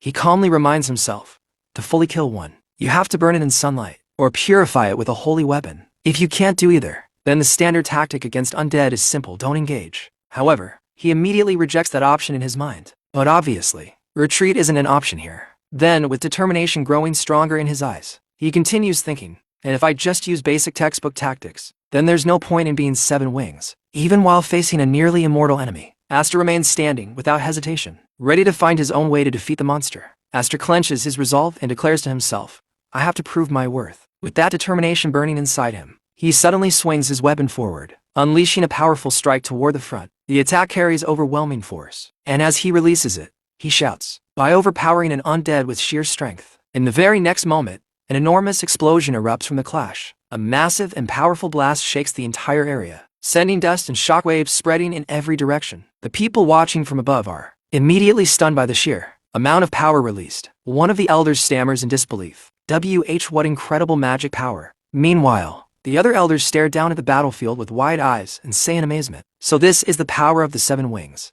Another voice quickly follows, filled with urgency and curiosity. What's happening down there? Did he defeat it? Throughout all of this, Zenith Elmheim continues watching the scene calmly and silently. Unlike the others, he shows almost no reaction at all. Then, as the dust from the massive explosion slowly begins to clear, the figure standing at the center of the battlefield is finally revealed. It is Aster, completely unharmed and still standing firmly on his feet. Seeing this outcome, Zenith Elmheim quietly mutters with clear disappointment, what a waste. But before anyone can fully process what just happened, the magical beast suddenly launches another attack toward Aster without warning. The creature moves so abruptly that Aster himself doesn't even realize when it happened. In the blink of an eye, he finds himself directly beneath the monster. Towering over him, the beast lets out a deafening and terrifying roar, its horrifying face looming right above him. Watching this terrifying moment from above, Viscount Highfried suddenly shouts in panic, calling out Aster's name at the top of his lungs. Seeing the situation unfold like this, the blue-haired boy suddenly speaks up, saying, please don't ruin this by jumping in to save him,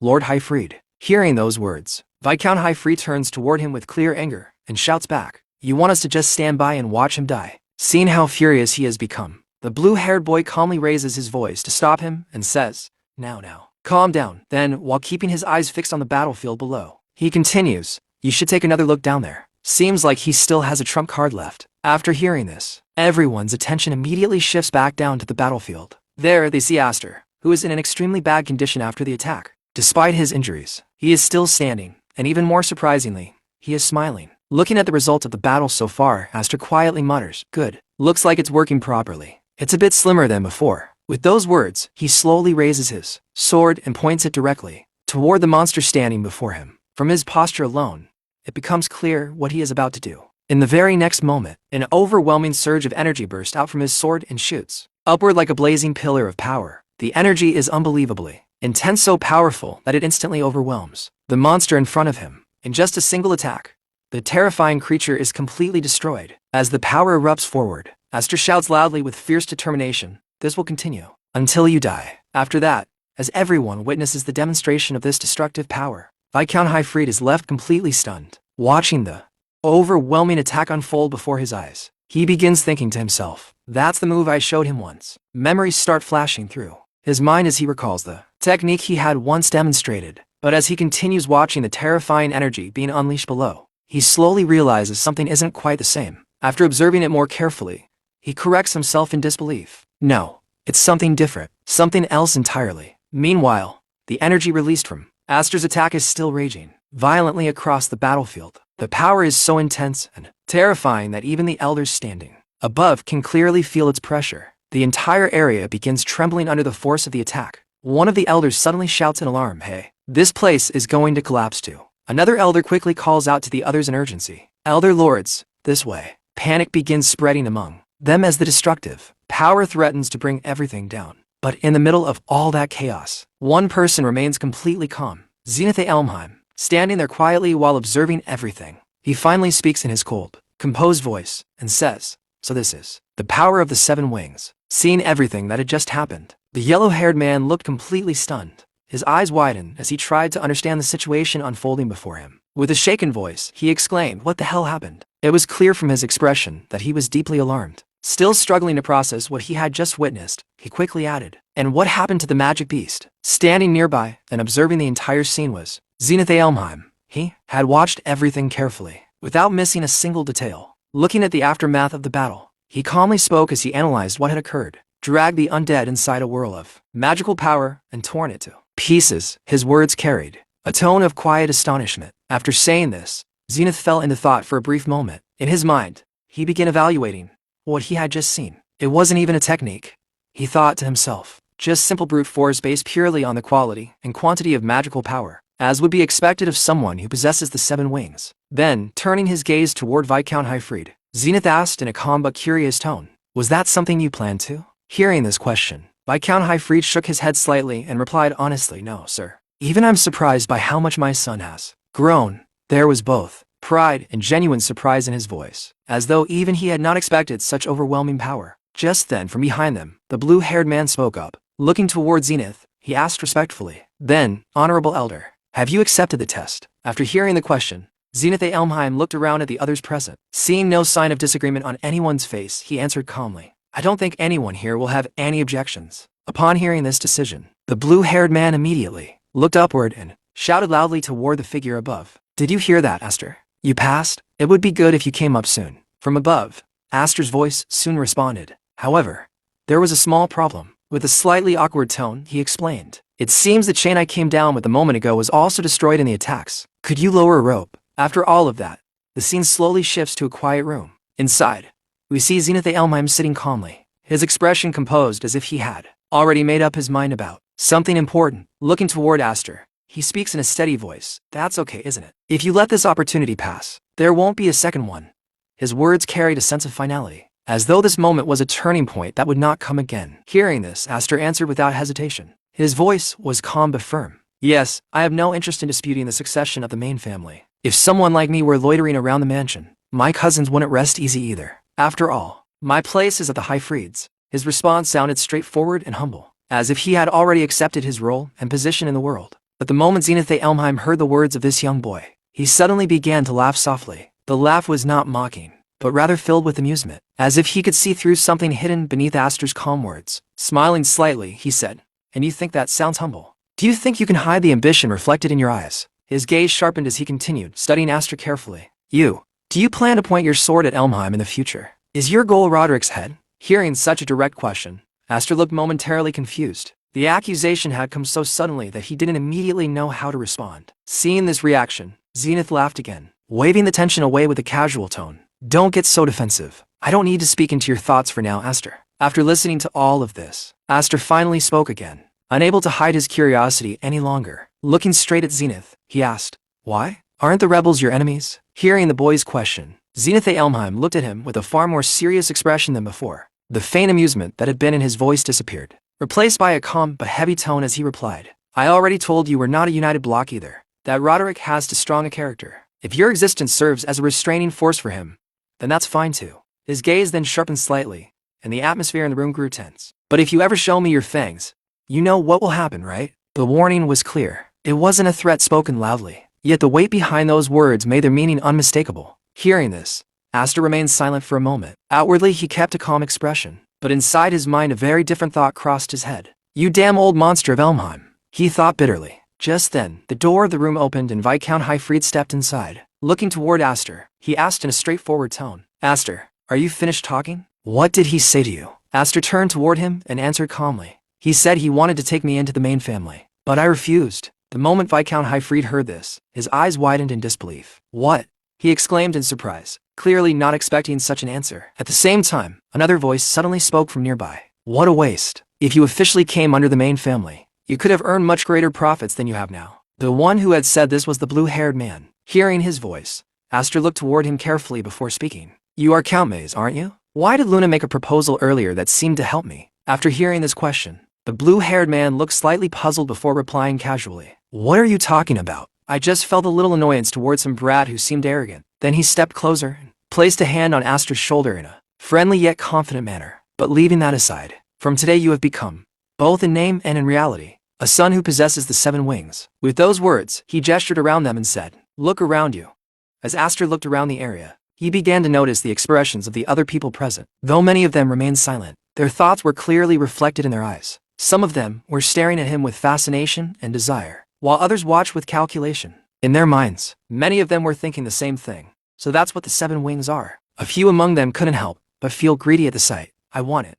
That power must definitely end up in my hands. Others were far more cautious, their thoughts turning darker. No. Before it becomes an obstacle, we should remove it. After all, he's still just a child. There are always ways to use someone like him. The atmosphere around Aster quietly filled with hidden intentions, ambitions, and schemes. Noticing the reactions of the people around them, the blue-haired man Count Maze spoke again to Aster in a calm voice. As you yourself said, the emblem of the 7 wings already has enormous name value on its own. From now on, in many ways, the number of people who try to recruit you will increase. Hearing this, Aster looked directly at him and asked bluntly, Are you one of them too, Count Maze? For a brief moment, the blue-haired man seemed slightly surprised by the question. However, he quickly regained his usual composure and replied, Although it may not seem like it, I am a member of the board of the Knights Academy. Listening to this, Aster quietly observed him. In his mind, he thought to himself, He's a rather strange man. Perhaps it's still too soon to consider him an ally. Just then, Viscount Highfried stepped closer and gently placed a hand on Aster's shoulder. With a satisfied expression, he said,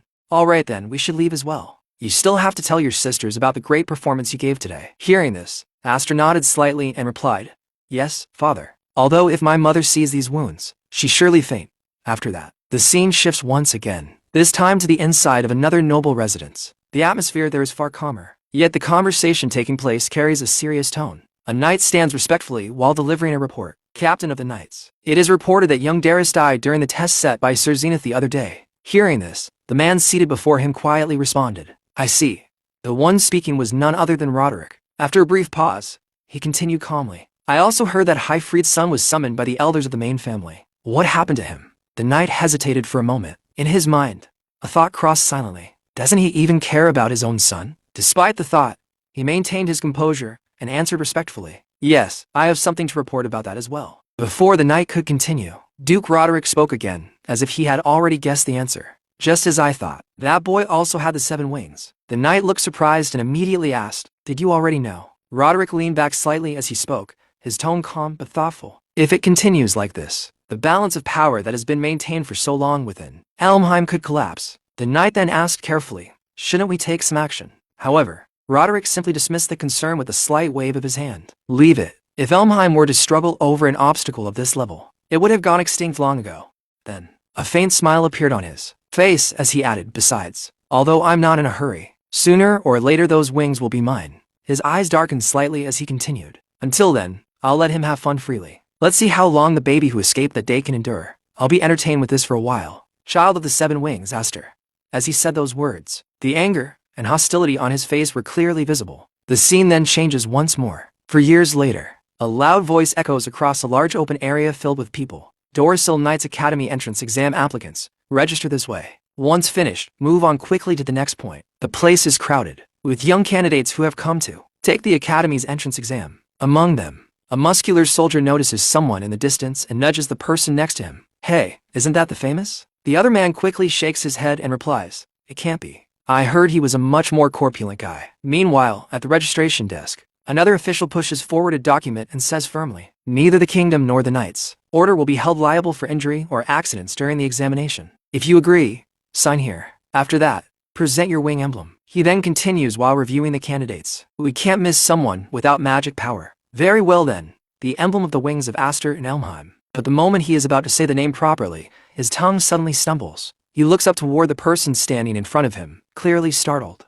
The young man standing there tilts his head slightly and asked calmly, "Did he say to present the emblem? Mine is in a somewhat difficult place to display. Can I just use my face?" The one standing there with a relaxed smile was none other than Aster. After that, the scene shifts to a grand hall, where a large crowd has gathered outside. Among them, we finally see our protagonist, slowly walking forward with calm confidence. From behind, someone keeps calling out to him repeatedly. A man dressed in green steps forward, his gaze sharp and mocking as he points at him and says, "Aster, you, the smug-looking guy right there. I've never seen your face before. I don't know which noble house or country you're from, but this man's name is Vigor Smeets." With a sneer, he continues, "Didn't you come to the wrong place?" He spreads his arms slightly, as if presenting the place itself. "This is for the elite of the elites among knights. This is the selection exam venue for the glorious Kingdom Knight cadets. You know." Unfazed by his words, calmly replies, "Then there's no problem." Vigor freezes for a moment, clearly taken aback.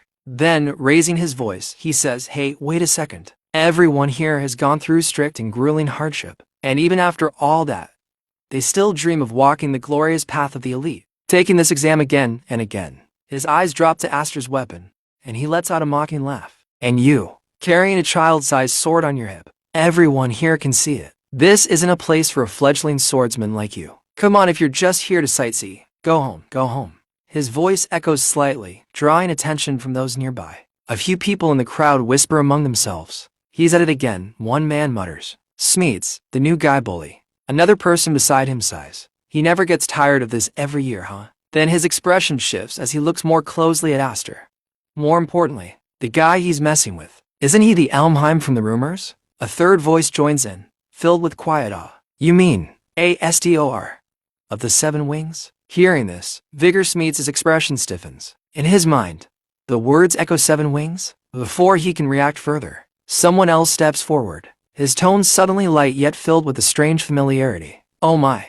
I was wondering who it was," the newcomer says with a faint smile. "And if it isn't Cousin Aster?" At those words, Aster's calm expression finally shifts. He turns his gaze sharply toward the speaker, eyes narrowing slightly as he recognizes him. Gurion. Seeing Aster, his cousin Gurion smiles faintly and steps closer, his tone casual yet edged with something deeper. "It's been a while, cousin. Since no one seems to know when or where you were born, I've taken the liberty of calling you cousin." Astor listens quietly, his expression unreadable. Then, without hesitation, he replies, "It's a shame about Darius." For a brief moment, there is silence, but Gurion's smile doesn't fade. Instead, it sharpens. "No, don't worry about it," he says lightly. "A disgrace like him deserved to die. Honestly, I feel refreshed now that he's gone. Just because he was 1 year older. He was always so bossy, always throwing his weight around. He was a nuisance to me too." His eyes narrow slightly as he looks directly at Aster, the friendliness in his voice turning cold. "I don't know if you're Seven Wings or whatever, but you'd better not underestimate the people of the main house." With that, Gurion turns his back, beginning to walk away. As he leaves, he glances over his shoulder, giving Aster a chilling, almost sinister look. "Because here, there's no one left to protect you." The tension lingers in the air even after he's gone. Nearby, one of the onlookers exhales in disbelief. "Two people from Elmheim? The examinees this term have rotten luck." Another man beside him mutters. "The main house and the branch house are still at each other's throats, right?" A third quickly adds, clearly uneasy, "I don't want to get dragged into this." Meanwhile, Vigor Smeets, who had been so loud and arrogant just moments ago, now looks completely shaken. His confidence crumbles as realization dawns on him. "Wait, are you?" "No, perhaps. Or rather, without a doubt. Are you the Elmheim?" Aster gives a small, calm smile as if none of this matters to him. "Just Aster is fine, senior." With that, the scene shifts to the first exam venue. A large gathering of candidates stands assembled, the atmosphere heavy with anticipation. At the front, an examiner steps forward, his voice loud and authoritative as it echoes across the area. "Gentlemen, well done on making it here." He begins. "First, I want to express my gratitude for your courage and patriotism. We Kingdom Knights are unlike those provincial knights infesting the countryside." He pauses briefly, letting his words sink in before continuing with pride. "We serve the king." The examiner's voice rises even louder. filled with pride and intensity as he continues, "We protect the king. We are the glorious swords, who risk our lives to fight for the king.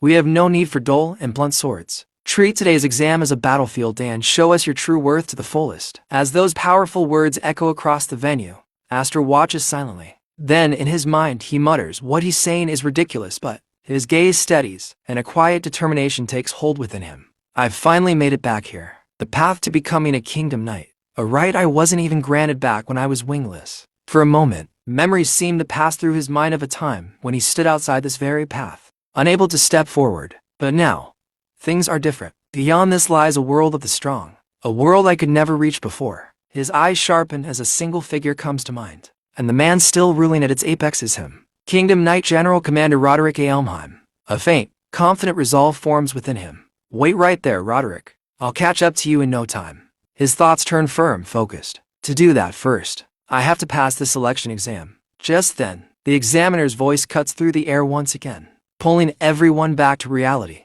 "Now then, let's get started. The first exam is this." Before he can even finish properly, a sharp whistling sound slices through the air. In the very next instant, an arrow strikes one of the candidates straight in the head, and the man collapses to the ground without warning. For a split second, silence falls. Then chaos begins to ripple through the crowd as shock spreads across every face. A voice resounds again, cold and unwavering. "First exam trial of the Arrow Tower." The declaration sends a chill through everyone present. "The last one standing among you will be the winner." Panic and confusion break out instantly. Some candidates look around frantically, trying to understand what's happening. "What are we supposed to do about this?" One of them shouts, his voice filled with disbelief and fear. Another candidate suddenly shouts at the top of his lungs, panic clear in his voice, "Run. We'll be killed if we stay here. Group up. Watch each other's backs and block the arrows." His words snap many out of their shock, and several of them begin moving together, raising their weapons and trying desperately to defend against the relentless rain of arrows. Chaos spreads across the field as people scramble to survive, forming small groups and attempting to shield one another from the deadly assault pouring down from above. From high above, the examiner stands calmly, watching everything unfold with a cold, calculating gaze. There is no urgency in his expression, only quiet observation. "As expected," he says, his voice carrying easily over the noise below. "The veterans from previous exams know what they're doing." He pauses briefly, his eyes scanning the struggling candidates before continuing. "But even doing that, the survival rate is only about 30%. Such superficial countermeasures will quickly reach their limit." Almost as if to prove his point, another candidate is struck by an arrow and collapses to the ground, adding to the growing tension and fear among the remaining participants. The examiner's tone remains steady, almost indifferent. "What we want to see is..." At that moment, the focus shifts slightly as a white-haired individual comes into view. Unlike the others, he moves with ease and precision, effortlessly deflecting the incoming arrows as if they pose no real threat to him. His movements are sharp, controlled, and almost flawless, drawing attention even amidst the chaos. Watching this, the examiner's eyes narrow with interest as he finishes his sentence. "The overwhelming, problem-solving ability that only those with a wing emblem can achieve." Meanwhile, in stark contrast to the panic and frantic movement around him, Aster remains exactly where he is, standing completely still, unmoving, as if the storm of arrows doesn't concern him at all. Noticing this, one of the candidates nearby looks at him in disbelief and shouts, "Why is that idiot just standing there? Did he faint from fear?" Seeing him like that, his cousin thinks to himself with a cold smile, "Huh? Just die and turn into a hedgehog like that?" But in the next moment, everything changes. Aster calmly pulls out his small sword, the same one everyone was making fun of. The instant he draws it, a powerful energy bursts out from him. The force is so strong that the arrows coming toward him don't even reach him. They are destroyed in midair, as if erased by his presence alone. Everyone around him is left completely shocked, unable to believe what they just saw. One person says in disbelief, He deflected all the arrows." Aster stands there calmly with a slight smile on his face and says, "Bring them all to me." We see Aster standing there, his body still releasing an incredibly powerful energy. Every weapon directed toward him is being completely deflected, unable to even come close because of the overwhelming force surrounding him. Witnessing this, one of the people nearby exclaims in shock, "What kind of monster is this guy? Not even an arrow can get near him." Even the examiner, watching closely, is stunned. He mutters in disbelief. Is he spinning the magic he released to create air currents? What impressive magical control. At the same time, we see Aster lost in his own thoughts. He quietly reflects, "It's like I'm enveloped in a storm. The Energy radiating from him is so intense and terrifying that the people around him are visibly affected, struggling just to withstand its presence. After a moment, someone hesitantly asks, "Did it stop? Is it over?" From above, the examiner observes the aftermath and calmly announces, "It seems quite a few survived, more than expected, but it doesn't matter. Congratulations, participants. Look around you at the corpses surrounding you. Those still standing right now are the ones who have passed the first test. On to the next test. No time to lose. Follow me, I'll guide you to the location of the next test." Everyone listens carefully to his words, the weight of what just happened sinking in. Meanwhile, Vigor Smeets, having witnessed everything, remarks with a mix of fear and awe, "What a terrifying instructor. They were shooting us with a non-stop rain of arrows." Aster simply smiles and responds casually, "What's wrong? Are you exhausted already, Major?" The man turns back toward him, confused and slightly shaken, and asks, "Why don't you look tired at all?" Everything that was happening below was being carefully observed by the examiner from above. Watching Aster, he thought to himself in amazement. He unleashed so much magic, and yet shows no signs of fatigue. Then, with a serious and commanding tone in his mind, he continued, "Aster F. Elmheim, bearer of the 7 wings, show us your courage in the following test." At some distance, Gurion was also watching Aster closely. As he stared at him, a memory surfaced in his mind, someone speaking to him in a firm and deliberate voice. "You understand well,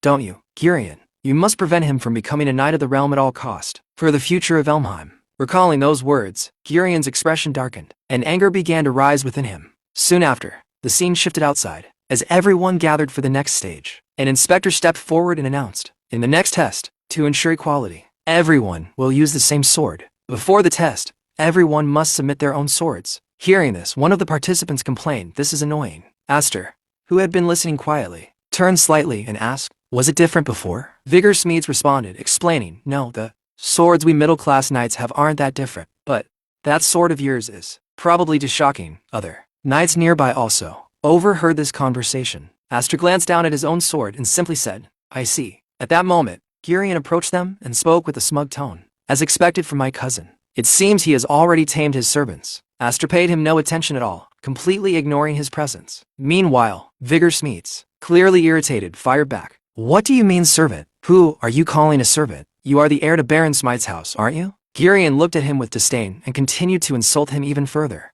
"A low-ranking noble from some unknown village. If you choose the wrong person to wag your tail at, you might end up regretting it." Despite everything, Vigor Smeets immediately switched his tone and began flattering him, saying, "Wait a moment, young Master Gurion. I have absolutely nothing to do with this shot, Aster." Aster was standing just behind them, watching everything unfold. Yet he chose to remain silent, not saying a single word. Shortly after, Gurion turned away and left the area along with his team. Vigor Smeets quickly followed after him. On the other side, the examiner raised his voice and began addressing everyone loudly. "Gentlemen, now I will explain the second trial." His commanding presence drew everyone's attention as he continued. "The second trial will be a mock battle of attack and defense. You will be divided into 3 teams and will compete for bases within this forest. A base will be considered captured when you raise your team's flag on the flagpole at that base." He paused briefly before continuing. "The team that captures 2 or more bases before the sunset bell rings will be declared the winner. It is strictly forbidden to destroy or steal the flags or render them unusable. Apart from that,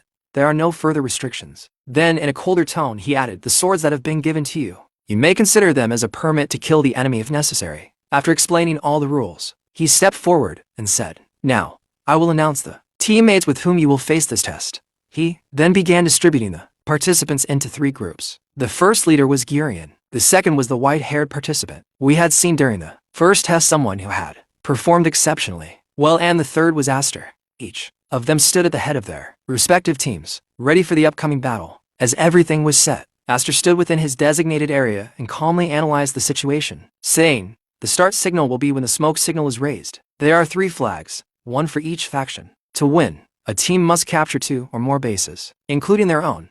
At the same time, Vigor Smeets, who had ended up in Aster's team either by coincidence or pure chance, spoke up with a serious expression. "That means, out of the 3 teams, only one will pass the test, right?" Aster calmly listened and replied, "Yes, but is that something to worry about?" Another participant, clearly uneasy, added, "That means we'll have to fight Elmheim, doesn't it?" A third person hesitated before speaking. "That's a little." While hearing their anxious voices, Aster began to think quietly to himself, trying to understand their hesitation. But before he could say anything, Vigor Smeets suddenly raised his voice, his fear now fully visible. "Don't you understand? We're scared. Scared of going against Elmheim. Our rival is the young master of the main house of Elmheim. We will probably never be able to call ourselves knights with pride. In the worst case, they could exterminate our entire family and followers. For that reason, no one wants to have them as enemies. After hearing all of this, Aster picked up the blue flag in his hand and asked in a straightforward tone, "So, will they abandon the test?" Vigorous Meats responded without hesitation. "There will always be another chance. It's better than ruining our lives forever. You will not be able to understand us. What we, the weakest, feel." As those words sank in, Aster suddenly began to run, his thoughts racing. "I never imagined I would be isolated in a team battle, but I understand them," he thought to himself. "I had forgotten. But for the knights. Elmheim is a tyrannical family they can never oppose. Gurion is the symbol of that regime of terror." Even as he moved forward, the words of his teammates continued to echo in his mind. "You will not be able to understand us. What we, the weakest, feel." Thinking over everything his teammates had said, Aster quietly muttered to himself, looking at it another way. "I'm no different from them. Even so, it's too quiet. Has no one started fighting?" Moving swiftly through the forest, he headed straight toward the red flag. As he advanced at high speed, a thought crossed his mind. Or are they just being cautious? Just then, from a distance, a voice called out, "Oh, wow. So you really came alone?" Aster stopped and looked ahead. It was the white-haired participant, the same one who had stood out during the first test. The man continued calmly. "So far, everything has turned out just as he predicted." He held his flag firmly in his hand. Seeing him there, Aster thought to himself, is that why he stayed under the flag of his own base? The white-haired man looked directly at Aster and said casually, "I was just getting bored with nothing to do." Then, without hesitation, he suddenly tossed his yellow flag up into the air and declared boldly, "Fight me, Aster." Aster was completely caught off guard, his mind racing in confusion. What does this mean? He wondered. At the same time, the man tightened his grip on his sword, the atmosphere instantly turning tense as the moment of battle drew near. The scene then shifted elsewhere. On another front, we see Gurion advancing with his entire team, moving forward with confidence and determination. With a cold resolve, he declared, "I'll prove it to you, cousin." How the Elmheim family fights. After that, we are told about the second test of the Knights of the Realm Selection Exam, which is an attack and defense battle, and with that the fight has already begun. The 20 participants are divided into 3 groups, and the rule is explained clearly that the team which occupies 2 or more bases by the end of the exam will be declared the winner. In other words, the goal to pass the exam is to raise your team flag at the enemy base. In the middle of the battle, Aster steps forward and asks something directly. He says that the opponent must surely be on the yellow team, so why is he raising the red flag at that moment? The white-haired person calmly replies that the reason is simple, because an alliance has been formed between Elmheim and him. As he says this, he begins to release the energy of his sword, and the atmosphere immediately becomes intense and heavy. Right then, a mysterious observer appears and explains who this person really is. He is revealed to be the eldest son of the Nolan family, a family famous as the founders of court fencing. His name is Christopher Nolan. He carries the 5-winged emblem. In the first test, he was overshadowed by the 7-winged participant and did not stand out much, but during the arrow tower test, only 2 people managed to pass without even changing their expressions, and those 2 were the 7-winged Aster and the 5-winged Nolan. The observer then adds that both of them are outstanding talents from Caballero and possess incredible potential, but it is truly unfortunate that such promising individuals have ended up facing each other in this situation. After hearing him speak about the alliance, Aster immediately questions him, asking if it is a moon alliance and whether he truly understands that even if they do something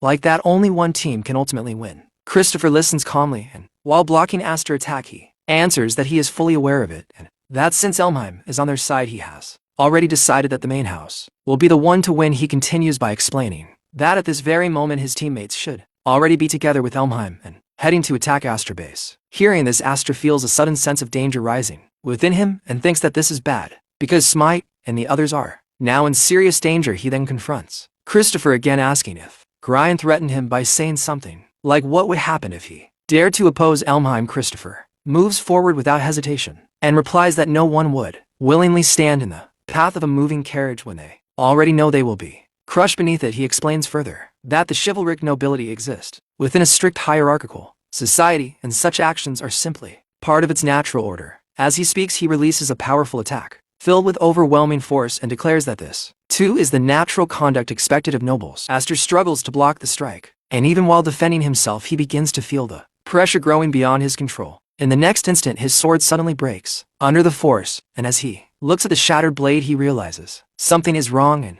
thinks to himself that the sword is definitely strange. At that moment, Aster begins to think to himself that could it be possible that they were given a defective sword for this exam. The doubt lingers in his mind as he tries to understand what just happened, but on the other side, Christopher has not finished yet. He continues to push forward with force and confidently declares that there is no need to worry because their fight will remain nothing more than a gentleman duel from the very beginning. He adds that he does not like the people of Elmheim, especially those who try to stand out like Aster, and calls them centennials with a tone filled with disdain. By now Christopher has already shattered Aster's sword in a brutal manner and keeps attacking without giving him any time to recover. Aster is left struggling in the middle of all these overwhelming situations, but in the very next moment he quickly regains his composure. He grabs the broken piece of his sword and channels his energy into it, unleashing that power forward in a sudden strike. The attack shoots ahead with great force straight toward Christopher, catching him slightly off guard. Christopher manages to block it, but not without difficulty, and in that brief moment of distraction he notices something unexpected. Aster has already turned and started running away. Surprised by the sudden move, Christopher calls out, loudly asking if he is really running away, and tells him to wait. Aster, however, does not stop, and while moving away he turns back just enough to say that their fight will happen later because right now there is someone else with whom he needs to settle a score. His voice remains calm as he speaks about his cousin, making it clear that this decision is not out of fear but intention. Hearing this, Christopher lets out a smile and mocks him, asking if he was scared and saying that he does not even deserve to be called a gentleman. After that, Christopher picks up the broken sword that had fallen to the ground and examines it closely. He questions what kind of sword it is and remarks that even if it is cheap, it lacks far too much quality, clearly realizing that something about it is unusual and far from normal. Seeing all of this, Christopher pauses for a moment and lightly runs his hand through his hair as if he has finally understood something. He quietly says that he sees now and realizes that this is Elmheim work. With a slightly irritated expression, he adds that it is quite an unpleasant way to ruin the atmosphere, showing clear annoyance at how things have been manipulated behind the scenes. On the other side, Aster returns to his territory and immediately calls out, asking Smite if he is alright. But before he can get any answer, a familiar voice reaches him saying that he arrived sooner than expected. Cousin standing, there is none other than Girion, the one behind this entire plan. Everything that has been happening inside this exam has been carefully arranged by him. He calmly continues, saying that from what he can see, Nolan did not even manage to stop Aster. Around them, everyone is already prepared for battle, ready to strike at any moment. Girion keeps speaking and reminds Aster of his earlier words that he alone would be enough, and because of that he had high expectations. He then casually asks how things are going on Aster's side before revealing that they have already secured the third base. As Aster looks around, he can clearly see the red flag raised over the base, marking it as Girion team territory. Girion then declares that this is just the beginning and that complete conquest will come next. Hearing all of this fills Aster with anger and frustration. He lashes out at Girion with harsh words before demanding to know what happened to his classmates. Girion's expression darkens slightly after hearing Aster's tone, and he begins to respond, but suddenly something unexpected happens. From behind him, a person appears and points a sword directly at him. That person is Vigor Smeets, who nervously speaks up, telling Aster not to misunderstand the situation. At this point, it becomes clear that betrayal has taken place even within Aster's own team. Vigor continues, explaining that from the very beginning he had already told Girion that he would not go along with his plans, making it evident that not everyone had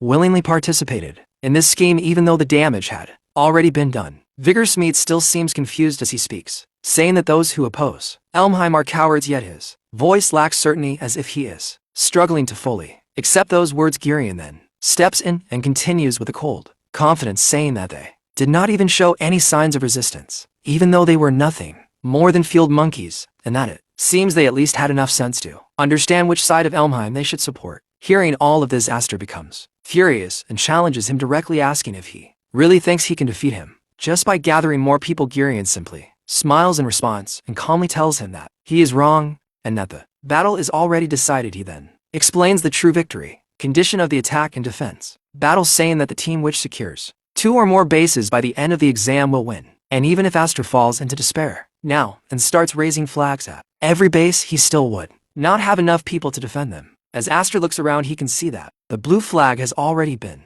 destroyed, making the situation even worse. Girion continues, revealing his plans, saying that they only need to wait for Aster to move to another base and raise the red flag again, and all they have to do is maintain control over 2 or more bases. His smile only grows wider as he explains how simple and effective this strategy is. But instead of backing down, Aster responds with firm determination, declaring that if that is their plan, then he will make Sure, they are not even able to do that, setting the stage for an intense clash that is about to unfold. After that, we see Aster's determination clearly as he declares that he will continue until everyone is torn to pieces. Hearing these words, everyone around begins to tremble in fear, but Gurion simply smiles after hearing him and mocks him by saying that such talk is nonsense. He points at Aster's sword and says that it is not even useful, adding that even if Aster has 7 wings, without a moon sword he is nothing but useless. At the same time, Gurion continues to reveal his plans one by one, showing that everything has been carefully arranged by him. He then challenges Aster, asking if he really wants to try fighting against everyone present. After hearing this, Aster calmly responds that this situation is quite troublesome and admits that Gurion has impressed him. He draws his sword, but once again the broken blade can be seen and even makes one of the people watching feel uneasy. Aster then says that Gurion has thought everything out more than he expected, and suddenly he lets his sword fall to the ground. Seeing this, Gurion immediately declares that they have already won, but at the very moment Aster's sword drops, he prepares himself once again, and as we look at him we can see the determination burning in his eyes, making it clear that he has not given up at all. After everything that had just happened, Aster suddenly said, "I give up. I'm impressed. Gurion, you've planned this much better than I thought."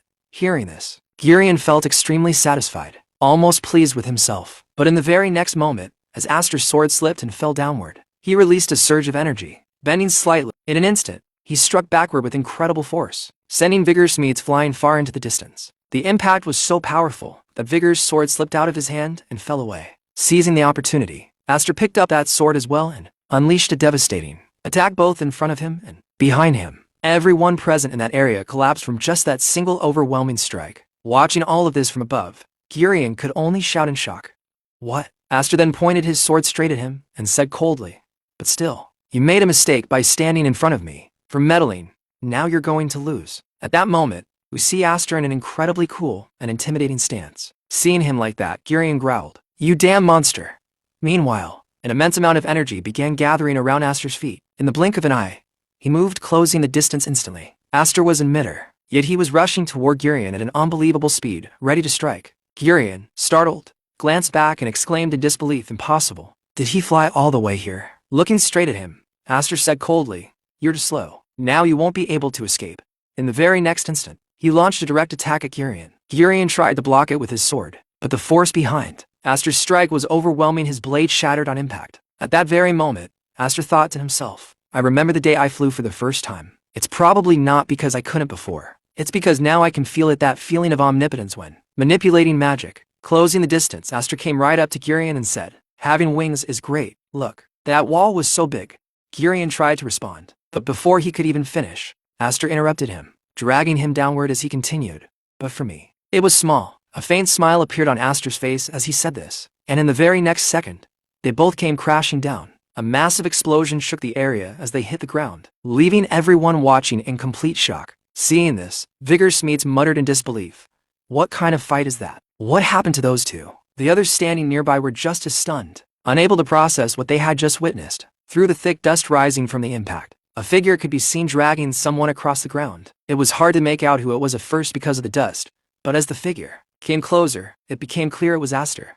He was dragging Gurion, having completely defeated him. Gurion didn't even try to fight back anymore, as if he had already given up. Aster threw him down roughly and said, "It hurts." Then, turning toward the others, he shouted with irritation, "All of you, what are you doing just standing there, watching like idiots?" Even now, the situation was completely under his control. Raising his voice once again, he ordered everyone, "Hurry up and kill this one. That's an order of the Elmheim family." At those words, Vigor's Meats immediately rushed forward toward his fallen sword. On the other side, Aster looked at him calmly and said, "Are you that afraid of Elmheim's retaliation?" Gripping his sword tightly, Vigor's Meats, filled with anger, replied, "Of course. The Smite family I come from is nothing more than a third-rate noble house, one that could disappear in an instant if Elmheim sets his mind to it. They would crush us like we're nothing, so that weak nobles like us can survive in this world. However cowardly it may seem, we have no choice but to act submissively and avoid angering those above us." Then, shouting even louder in frustration, he added, "Someone like you,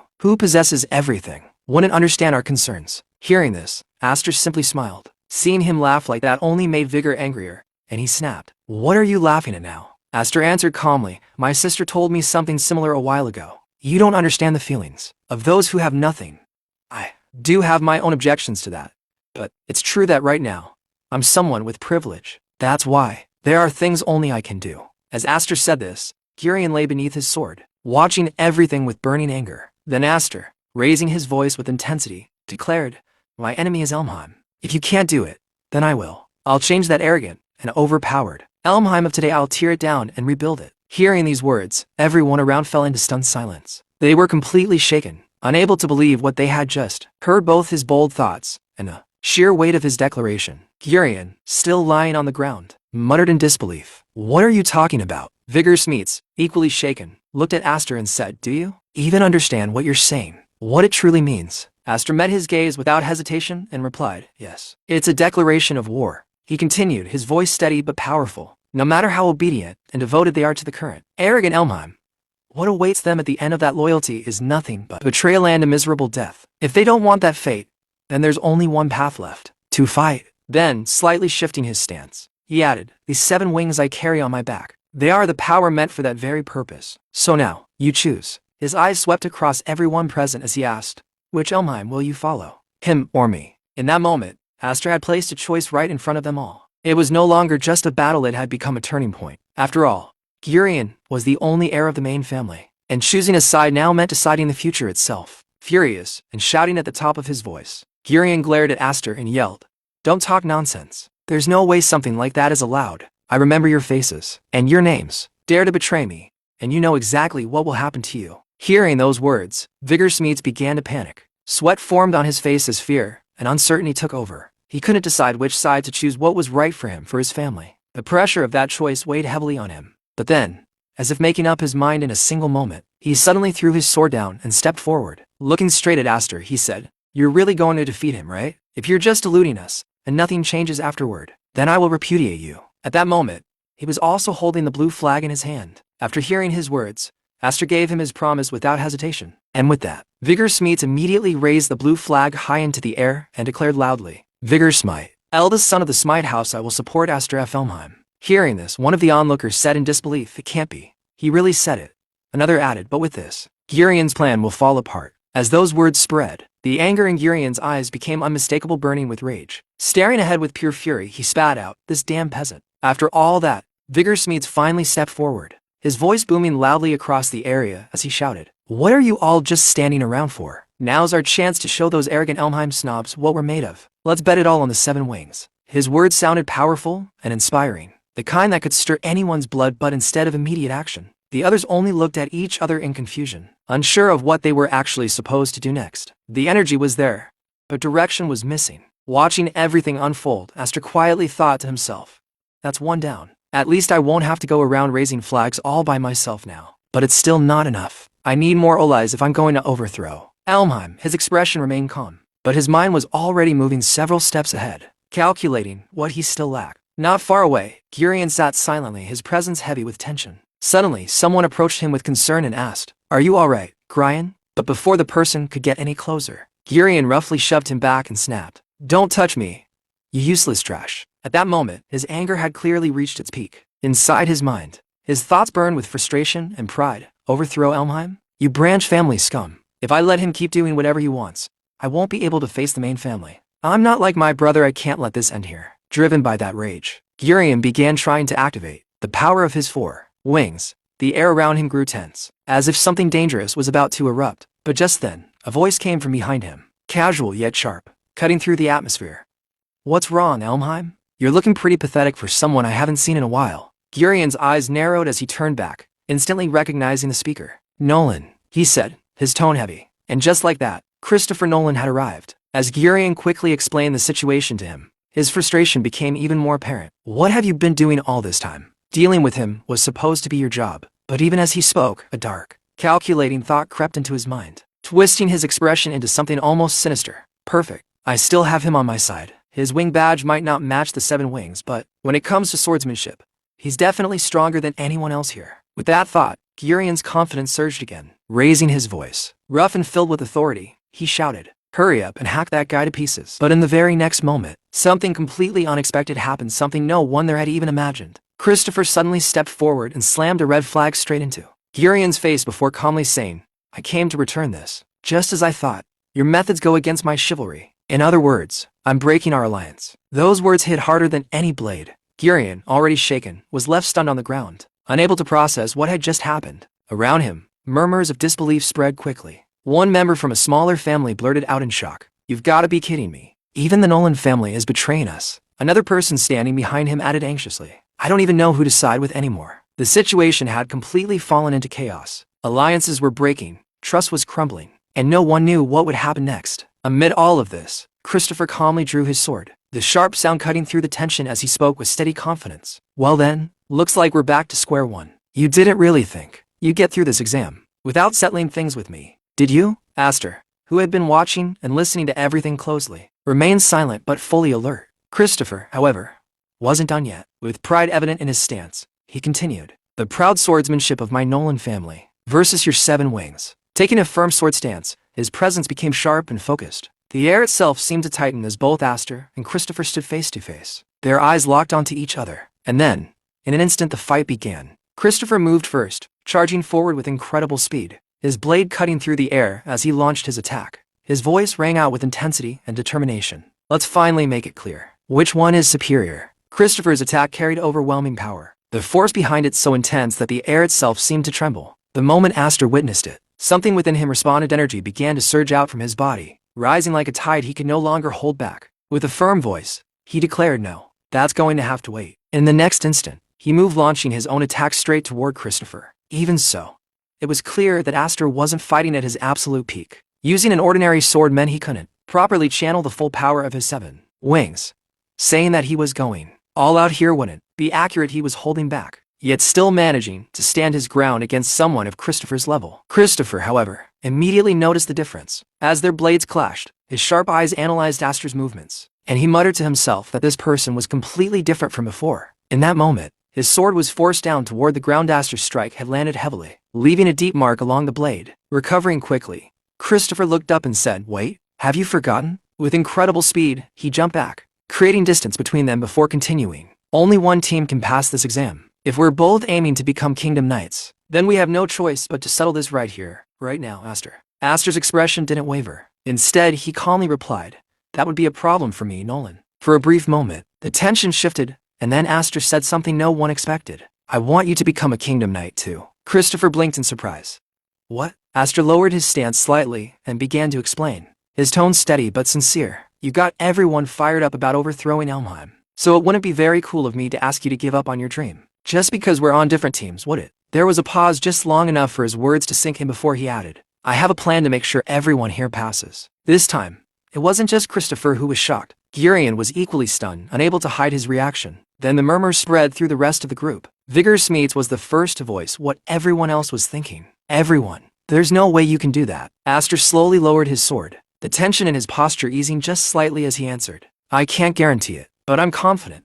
But I need everyone's cooperation to pull it off." Saying this, Aster immediately stepped forward toward Gurion. Seeing him approach so directly, Gurion instinctively tensed up. There was clear fear in his eyes after everything that had just happened. But instead of attacking, Aster simply extended his hand toward him and said calmly, "So first things first, let's make up, Gurion." That single gesture carried more weight than any strike. For a moment, the battlefield once filled with hostility felt uncertain, as if everything was about to change. Then, the scene shifted completely. Now, all the flags could be seen gathered together, merged and tied in a single long line, neatly arranged across the camps. It was an unusual sight, something no one would normally expect in an exam like this. When the examiner arrived and saw it, his reaction was immediate. His face twisted with anger as he shouted, "What is the meaning of this? Do you people not even know how to raise a flag?" Amid the tension, Aster stepped forward and replied in a calm, almost quiet tone, "The condition for victory is occupying 2 or more camps. But since we were never told that only one team could raise their flag at a single camp, we decided to form an alliance between our 3 teams and jointly occupy all the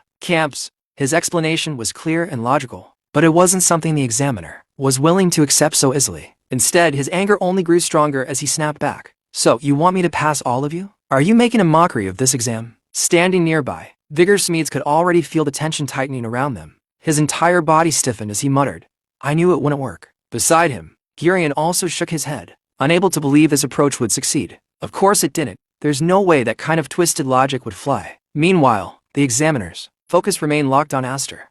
His expression hardened as he stepped closer, his voice cutting sharply through the air. If you were ordered to attack and destroy an enemy territory, would you just shake hands with the enemy and come back? The question wasn't just criticism, it was a direct challenge to Aster's way of thinking, forcing him to justify not only his plan, but his ideals as well. Aster met the examiner's gaze without hesitation and answered calmly. If that enemy had more value alive than dead, the reply only seemed to irritate the examiner further. His expression hardened as he declared firmly, a knight is the sword of the state. It is not your place to make that judgment, Aster. But Aster didn't back down. Instead, he stepped forward slightly and said, then, are you going to disqualify us? But since we haven't broken any rules, wouldn't that decision be your own ego overstepping the bounds of an examiner? Those words hit differently. For a moment, even the examiner seemed caught off guard, unable to respond immediately. Aster didn't stop there. He moved a little closer and added in a quieter, more deliberate tone, besides, if everyone were to fail in this manner, I wonder if the main family would really stay quiet about it. That statement shifted everything. The tension in the air changed, and the examiner's reaction was no longer just anger, it was hesitation. Soon after, the entire scene transitioned. Now, everyone was gathered in a different area waiting. Vigor Smeet sat in front of Aster,